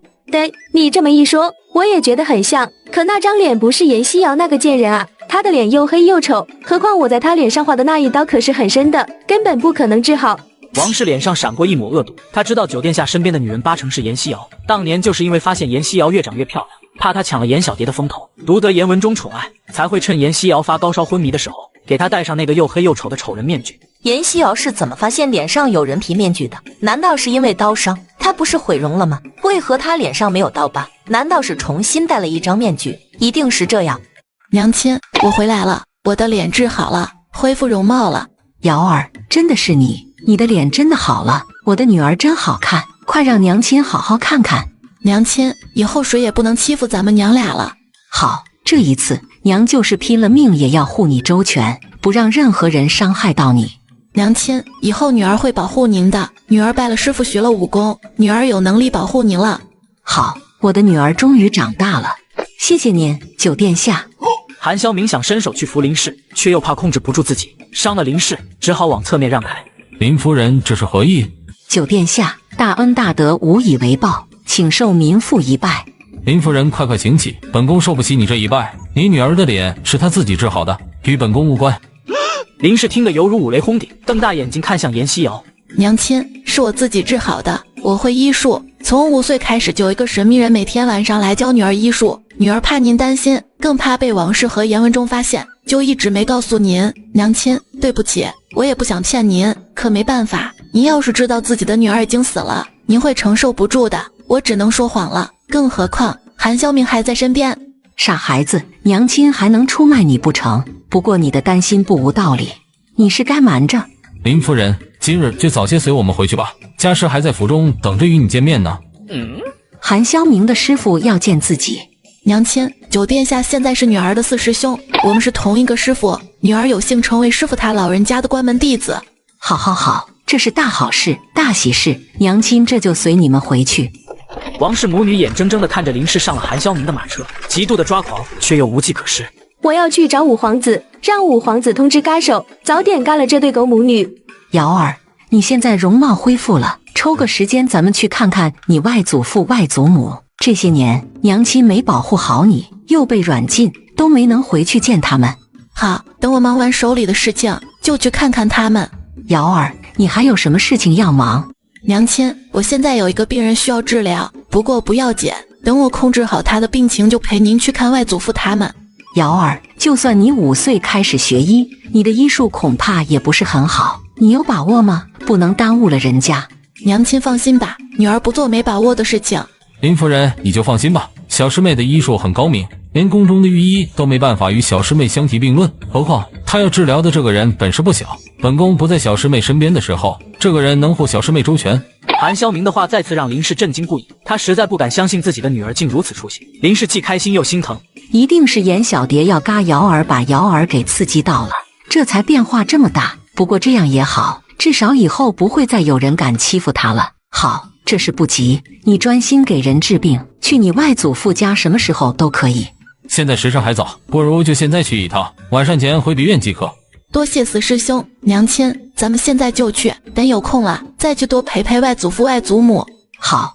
马车改道去林府，负责接送林氏进出皇宫的侍卫见林氏被酒店下接走，侍卫只好回宫向皇后禀报。你们怎么就回来了？林夫人呢？启禀皇后娘娘，林夫人被酒店下和严小姐接回去了。明儿回来了，行，本宫知道了，你们下去吧。皇后娘娘，奴才还有一事禀报，那严二小姐恢复容貌了，长得美若天仙，比严家的大小姐漂亮无数倍。什么？恢复了，而且还长得美若天仙？哈，奴才亲眼看见的。你下去吧。哈，奴才告退。皇后笑得特别开心，风风火火地赶往皇上的御书房。皇后，你都多大人了？以前也不见你如此，怎么最近总是冒冒失失的？你的温婉端庄呢？皇上，明儿回来了，而且严家的二丫头恢复了容貌，侍卫说那丫头长得可漂亮了。是吗？这个臭小子回来也不先进宫看看朕，真是越来越不像话了。皇上，严家的二丫头恢复了容貌，依臣妾看，您应该给明儿和那丫头赐婚，让他们先把亲事定下来。此事不急，还是先问问明儿的意思。万一这臭小子发飙，朕可压不住他。可臣妾担心别人捷足先登，就那丫头能接近明儿，难道您就不担心明儿打一辈子光棍？朕是他老子，朕能不担心吗？走走走，现在就去明儿的别院，问问他的意思，顺便看看那丫头恢复的如何了。臣妾也正有此意。皇上皇后火急火燎地赶到韩萧明的别院门口。明儿呢？林氏母女呢？他们没回来吗？回皇上，殿下和严二小姐去绣坊了，说是要接林夫人回来，应该是有事耽搁了。都起来吧，给朕倒茶，朕在此等着。皇上说完，正想进屋，突然看到殷老头和4张陌生的面孔。殷老头，你也来了？这4位是？回皇上，这4位是梁东4公子，此次前来是找瑶儿那丫头治病的。梁东4公子，朕略有耳闻，原来4人如此年轻，真是闻名不如见面。走，都陪朕进屋喝茶。草民遵命。皇上，在下正想和您说说明儿的事呢。哦，何事？皇上，您一定想不到明儿那臭小子现在变化有多大。瑶儿那丫头能随意接近他，他还背了瑶儿那丫头呢。背了。哎，不仅背了，还抱了啊！严二小姐能靠近韩萧明已经是意想不到的事情了，居然又背又抱，这还了得？这还是自己的小儿子吗？负责，必须负责。皇上和皇后脑子里的第一想法就是韩萧明必须对严西瑶负责，正好可以拐个儿媳妇回家。殷牧之，你快给朕说说细节，怎么背的，怎么抱的？皇后也是一脸期待，这可是小儿子的八卦啊！这里，韩萧明3人来到了林府。都起来吧，本宫只是送林夫人和小师妹过来，你们不必紧张。林氏和严西瑶赶紧将林老爷子、林老夫人扶起来。你是瑶儿，外祖母，我是瑶儿，您最近身体可好？好，外祖母很好。你的脸是怎么回事？外祖父、外祖母，我的脸一直都是这样的，只是5年前被人偷偷给我戴了个又黑又丑的丑人面具，直到严小蝶怀上我的脸，我才发现。原来是这样，伤得严重吗？快让外祖母看看。已经没事了，全都好了，连一点疤痕都没留下。好了就好，好了就好，你爹就因为你的脸又黑又丑，才冷落你们娘俩。以后他应该会好好待你们娘俩的。爹娘，女儿已经跟严文忠和离了。什么？芙蓉，你真的和严文忠和离了？你怎这般糊涂啊？你这和离了，以后的日子可怎么过呀？芙蓉，你是经过深思熟虑后做的决定吗？爹，女儿是考虑清楚后才做的决定。林氏将这5年来所经历的一切都说了一遍。和离了也好，林家高攀不起他严文忠。林老爷子此言差矣，是他严文忠高攀不起本宫的小师妹。林老爷子震惊不已，这时候才听明白严西瑶是酒店下的小师妹。本宫的小师妹要人才有人才，要能力有能力，要势力有势力，岂是他小小的一个严文忠能高攀得起的？甚至包括你们林家，他严文忠也高攀不起。有本宫的小师妹在，你们林家崛起指日可待。当年林家遭奸臣陷害的事，韩萧明略有所闻，只是后来南征北战，调查林家被陷害的事情就搁浅了。自己的小师妹是林家的外孙女，那这事就得抓紧时间调查一下，还林家一个公道。自己唯一的小师妹，自己就得宠着。好啊，瑶儿终于有出息了，老夫就是死了也瞑目了。老婆子，快让人准备晚饭。林老爷子不必麻烦了，我们马上要走，府上还有贵客等着呢，改日再来叨扰。那怎么行？来了连饭都不吃，一口就走。外祖母，今日真有事，改日我和娘亲再来多陪陪您和外祖父。芙蓉，瑶儿，那你们现在住何处？可有地方落脚？没地方住就搬回来吧。大舅您放心，我和娘亲有地方住，等外甥女搬进新宅子，就来请你们去坐坐。那就好，既然你们有事要忙，就早些回去，别耽误了正事。好，那女儿改日再来看你们。回去吧，以后常回来看看就行。此时别院中，殷老头唾沫横飞，添油加醋地说着韩萧明和严西瑶去火灵山的精彩故事。皇上和皇后那是越听越上头，越听越开心。刺激啊！从来不让任何女人靠近3尺的小儿子，居然对严家2丫头又搂又抱的，这可是天大的好事啊！儿媳妇有着落了，皇上，咱们得抓紧时间把2个孩子的婚事定下来，万一严丫头被人捷足先登，明儿可就要打一辈子光棍了。这是事得抓紧，等林夫人回来，你去找林夫人谈谈，把亲事定下来。说，臣妾遵旨。皇上突然在身上到处乱摸。皇上，您找什么呢？朕的印玺啊，居然没带出来，朕想现在就你赐婚诏书。皇上不必着急，您明日下旨赐婚也不迟，反正严小姐跑不了。有道理，朕今晚回去就你旨，得先下手为强。这是一个堂堂皇上说出来的话，谁他妈敢跟皇家抢儿媳妇，还先下手为强呢？您咋不直接抢进宫里养着去？就在这时，韩萧明他们回来了。皇上和皇后听到动静，迫不及待地跑出来，想要看看严西瑶的容颜。这一看，皇上和皇后同时震惊地瞪大双眼。这严家2丫头也太美了吧！还以为恢复容貌只是黑点，应该不会太丑，没想到不但不黑，还美若天仙。本宫咋就那么有福呢？这丫头和老五的婚约解除的好呀！严丫头，你去给皇上进个平安脉，你的医术，本宫可是亲身体会过的。朕好好的把什么脉？您不是让臣妾找林夫人谈谈吗？哦，对，严丫头，来替朕请个平安脉吧。是，臣女遵旨。严西瑶跟着皇上进屋，皇后则拉着林氏往别的房间走去。严西瑶手指搭上皇上的脉搏，片刻之后，她脸上丰富的表情看得皇上心惊肉跳。严丫头，朕身体没问题吧？皇上，臣女给您请脉，您激动什么呀？应该是臣女紧张才是呀。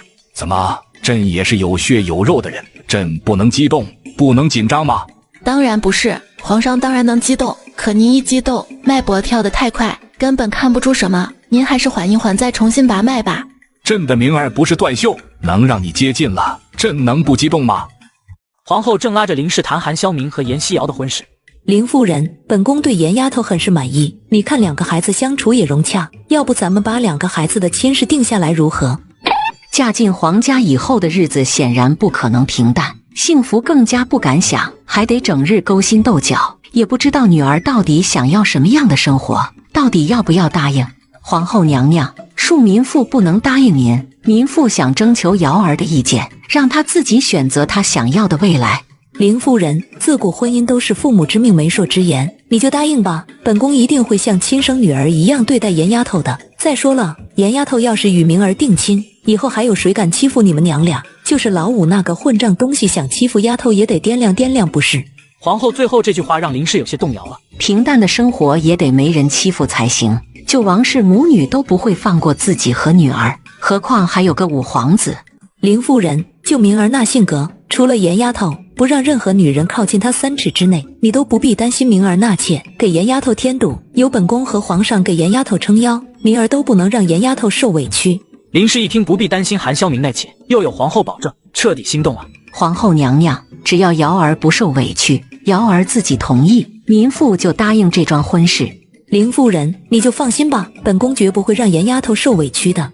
民妇相信皇后娘娘，可民妇担心瑶儿不同意，让皇上下旨，他还敢抗旨不成？反正本宫就认这个儿媳妇。那好吧，这才对嘛，你也不用担心门不当户不对。明日本宫让皇上封你个一品诰命夫人，不就门当户对了吗？多谢皇后娘娘，民妇何德何能，能当这一品诰命夫人？本宫说你能当你就能当，养了这么好的一个女儿给本宫当儿媳妇，功劳不小的。皇后娘娘过奖了。好了，走吧，出去用晚膳，明日本宫还派人接你进宫，到时候你与本宫好好聊聊。是。皇后和林氏走出房间，严希瑶正在给好不容易平复了心情的皇上把脉。皇上，您的身体没有什么大的问题，就是睡眠不太好，得多注意休息。等明日臣女给您弄点安神补脑的药。好，不过朕不愿意喝那黑乎乎的药汁，你给朕做成药丸，像皇后吃的那种。皇上，您的药不一定做成药丸，但臣女保证不难吃。准了，只要不是难喝又黑乎乎的药汁，做成什么样都行。殷老头见皇后和林氏出来，有意支开严希瑶。丫头，为师还未正式与你母亲认识，你是不是得给为师引荐引荐？好，给您引荐。皇上，失陪一下。皇上巴不得严希瑶离开，好问问皇后林氏是否答应。去吧。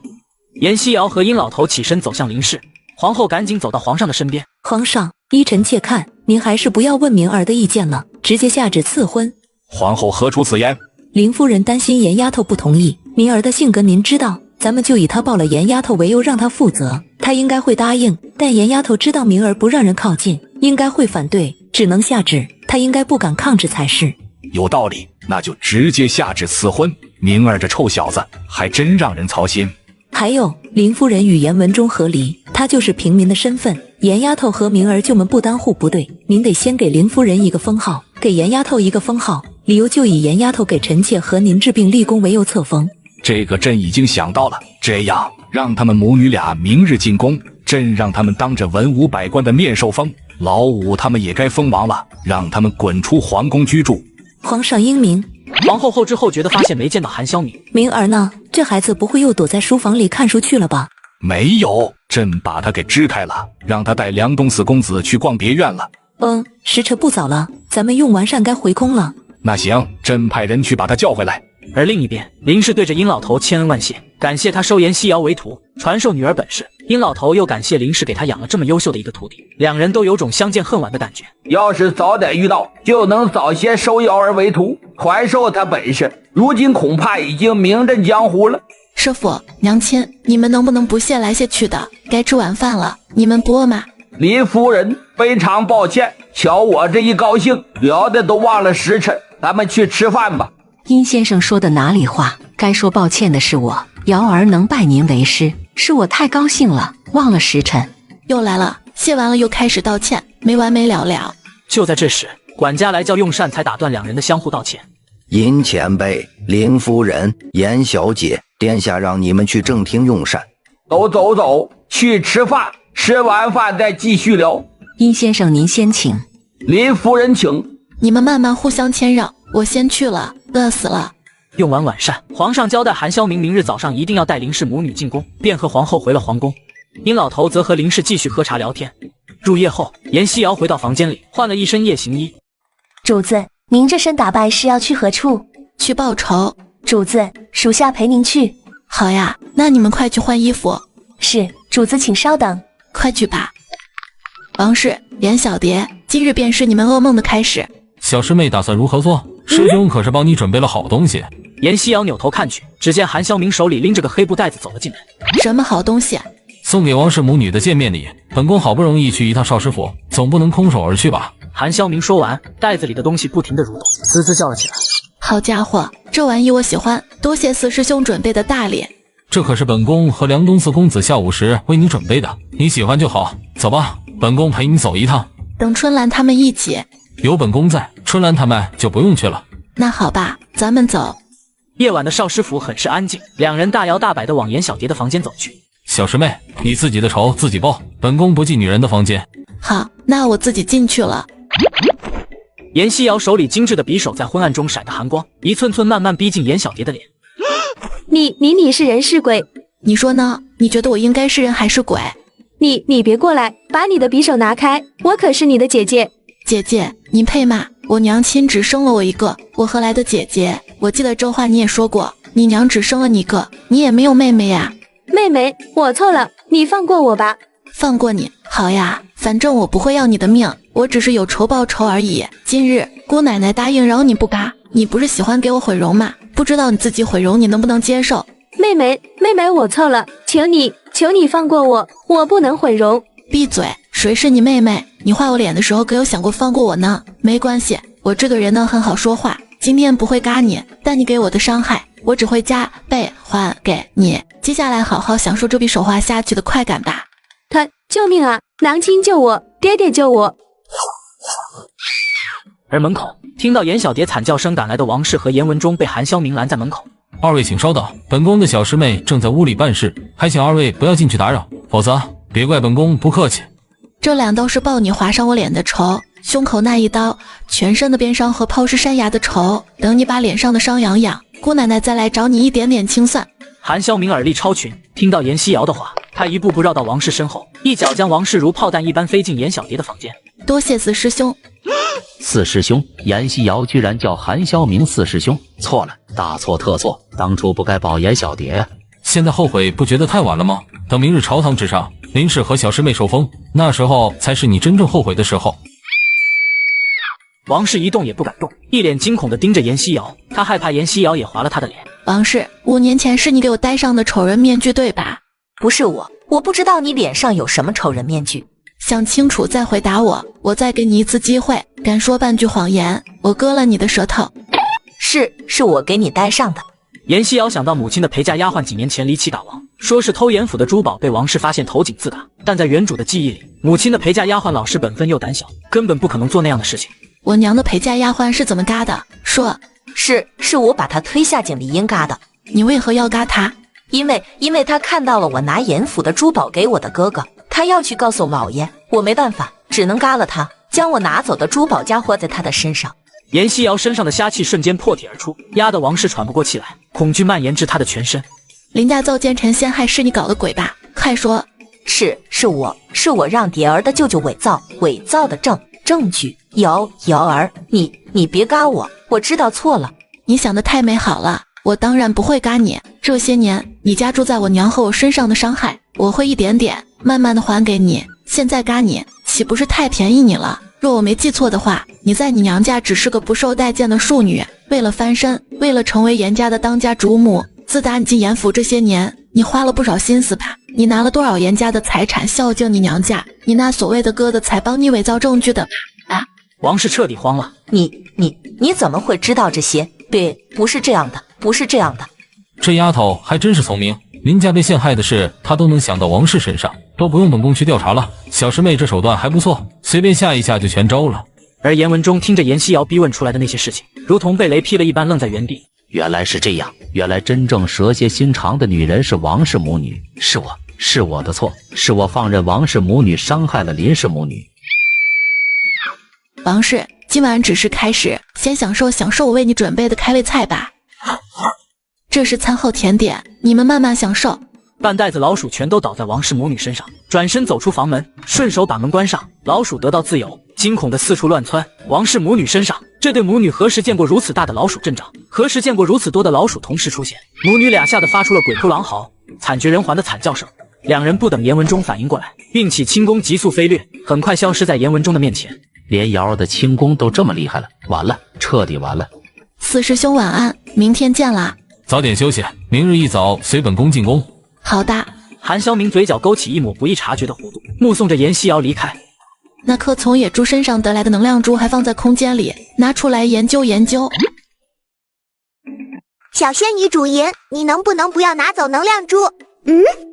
谁在说话？小仙女主银，你不要紧张了，本宝宝是你手上那个手镯的精灵宝宝，宝宝在你的空间里，你想对宝宝说什么，你只要在你的脑海里想着，宝宝就能知道。精灵宝宝，什么鬼？严希瑶按照精灵宝宝说的，在脑子里想着想问的问题，开始无声的与精灵宝宝交流。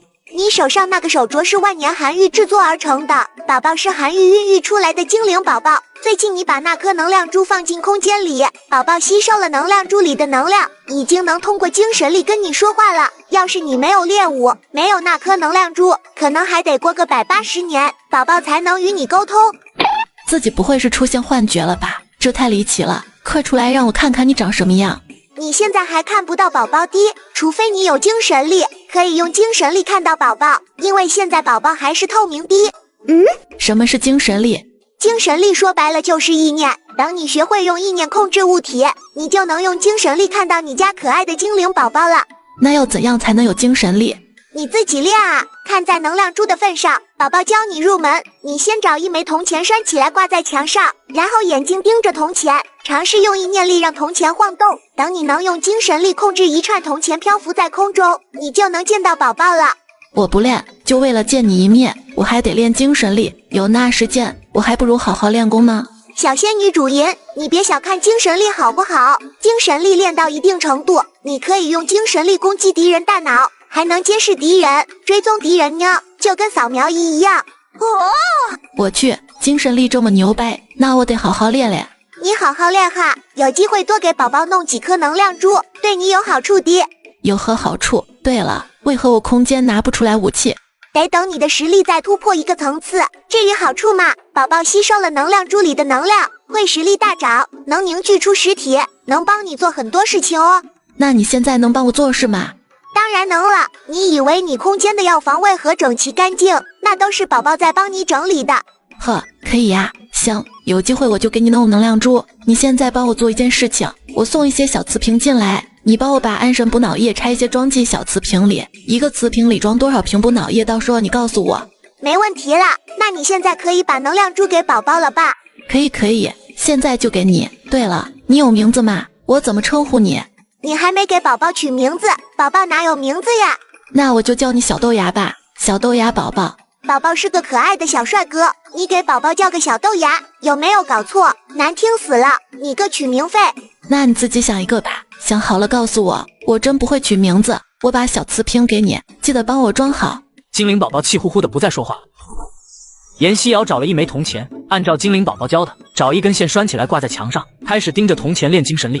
严希瑶就这样训练了一整夜，眼睛都没眨一下。眼前的铜钱愣是没动一下，这练精神力不是一般的难啊。主子，该起床了，用完早膳您还得和九殿下一起进宫呢。春兰，你进来吧，我没睡觉。春兰推门走了进来，看到严希瑶通红的双眼，头发都差点吓得立起来。主子，您这眼睛是怎么回事？怎么红的跟兔子眼睛一样？没事，看铜钱看了一夜，你去给我打水，我洗漱一下。要不属下还是请严军医来给你看看吧。真不用，我自己就是大夫，我有药，你去打水吧。是。严希瑶从空间里取了一瓶眼药水，滴了一下。安神补脑液已经给你装好了，一个小瓷瓶里装了6瓶。好，谢谢小精灵宝宝。丫头，你的眼睛怎么了？怎么红成这样？师傅，我眼睛没事，就昨晚掉钱眼里了，看铜钱看了一夜。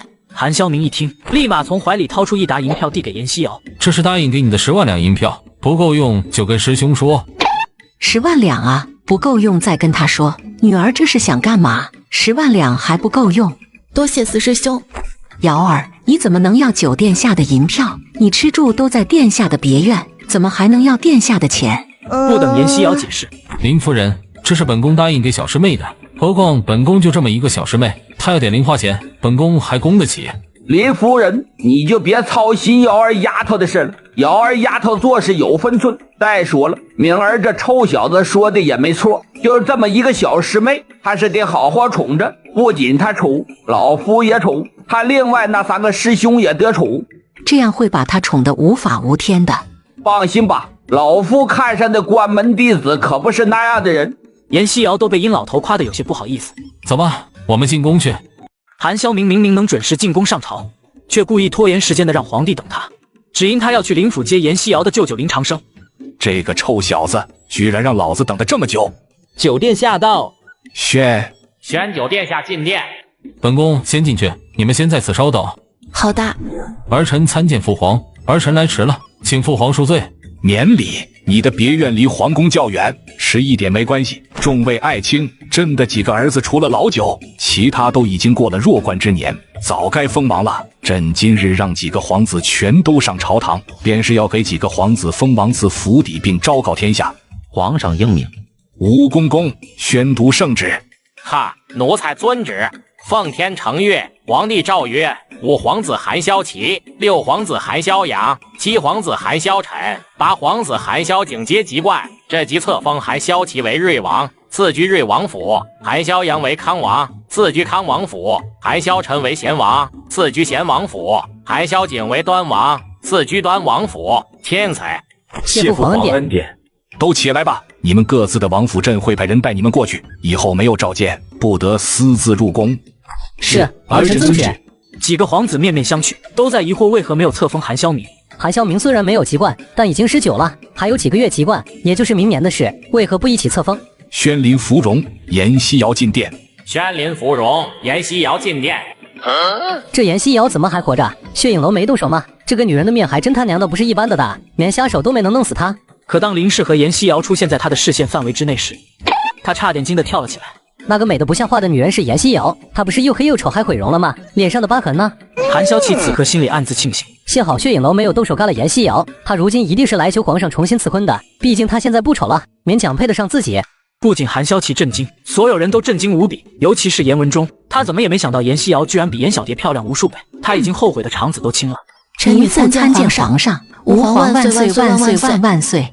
免礼，平身。以后林夫人和瑶儿丫头见朕，可免行跪礼。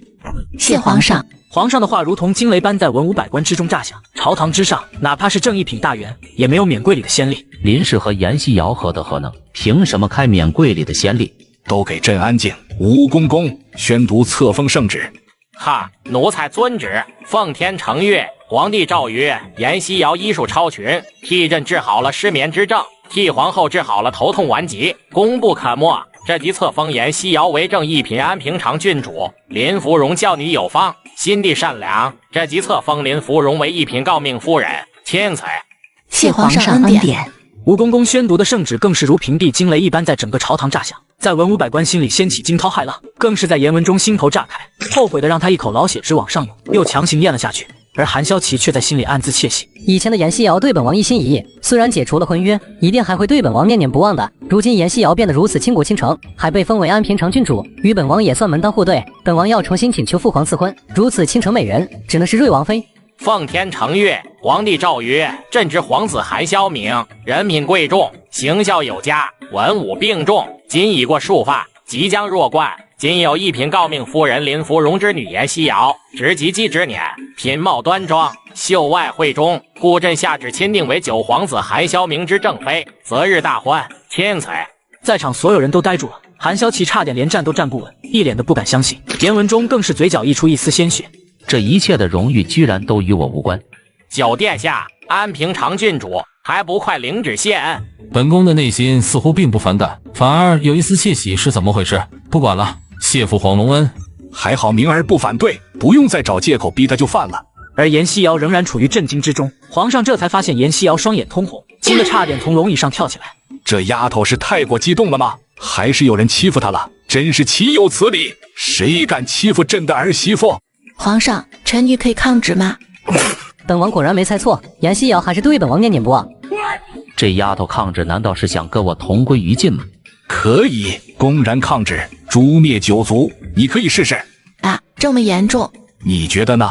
可是4师兄就是个仙人球，谁碰扎谁，臣女怕被扎成马蜂窝。他敢，他要是敢扎你，朕拔了他的刺。启禀父皇，瑶儿曾经是儿臣的未婚妻，解除婚约并非是儿臣意愿，还请父皇收回成命，重新给儿臣和瑶儿赐婚。皇上一听，心里暗自窃喜，嘿嘿，这老五出面要求赐婚，严丫头，你还抗旨不？你是愿意嫁老五，还是愿意嫁仙人球呢？朕倒要看看你将如何选择。小师妹，你摸了本宫，难道不该对本宫负责吗？啥？负责？我那是帮你治病好吗？小师妹，在少师府后山崖底的温泉池，你似乎不是给本宫治病吧？严西瑶无言以对。可那时候自己也不是故意的啊。严丫头，朕也不是不通情达理，你要是实在不愿意嫁给老九，那朕就重新给你和老五赐婚。严西瑶一听，差点跳脚。嫁给五皇子那个人渣，还不如嫁给仙人球呢。皇上，臣女哪敢真的抗旨呀？臣女最喜欢四师兄了，谢皇上恩典。韩萧琪彻底慌了。父皇，求父皇收回成命，成全儿臣与瑶儿。瑶儿喜欢的是儿臣啊。哼，成全你和严丫头。严丫头要是真的喜欢你，为何她会来找朕要求与你解除婚约？父皇，这都是儿臣的错。儿臣和瑶儿的姐姐走得有些近，让瑶儿误会了儿臣。是瑶儿的姐姐，是她故意勾引儿臣的。儿臣的心里只有瑶儿一个人。大伙听听，多么的厚颜无耻！对哦，五皇兄对本宫的小师妹还真的是情有独钟，情有独钟到恨不得本宫的小师妹嘎，你说对吗？五皇兄，韩萧明到底知道了什么？九弟何出此言？本宫说错了吗？五皇兄可是不辞辛劳跑到梁东城，花5000两银子雇佣血影楼的虾手，赐下本宫的小师妹，这难道不是情有独钟到恨不得本宫的小师妹嘎吗？九弟，你少在此胡说八道，你有何证据？哼，本宫当然有证据。父皇可还记得住在儿臣别院的梁东四公子？朕当然记得，其中楚公子便是血影楼楼主楚昊天。五皇兄雇佣血影楼杀手刺杀小师妹的事，就是楚公子亲口说的。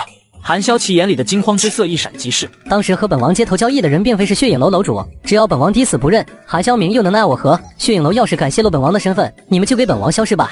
老五可有此事？父皇，绝无此事。儿臣从未离开京城，瑶儿曾经是儿臣的未婚妻，儿臣又怎么可能要置他于嘎的？儿臣心里只有瑶儿，一定是九弟担心儿臣抢了瑶儿污蔑儿臣，好让儿臣知难而退。哼，是吗？那要不要臣弟请血影楼楼主楚昊天前来对质？九弟，血影楼楼主如今住在你的别院，当然向着你说话，这样的证词怎能服众？这个韩萧琪还真能狡辩，我倒要看看你会不会去血影楼退银子，我还真就不信抓不到你的把柄。皇上，臣女并未遭到追杀，应该只是误会，此事就算了吧。那此事作罢，退朝吧。众位大臣有本起奏，无本退朝。父皇，儿臣有事起奏。不好，这小子该不会又想反悔吧？皇上瞪了韩萧明一眼，警告意味非常明显。何时起奏？父皇，昨晚儿臣与小师妹去了一趟少师府，亲耳听到王氏承认5年前林家的事是王氏的哥哥伪造证据，污蔑陷害林家。只要不是反悔，啥事都好说。林家是林氏的娘家，如今林氏和皇室结亲，当然要还林家一个清白。竟有此事，明儿，你给朕说说，这到底是怎么回事？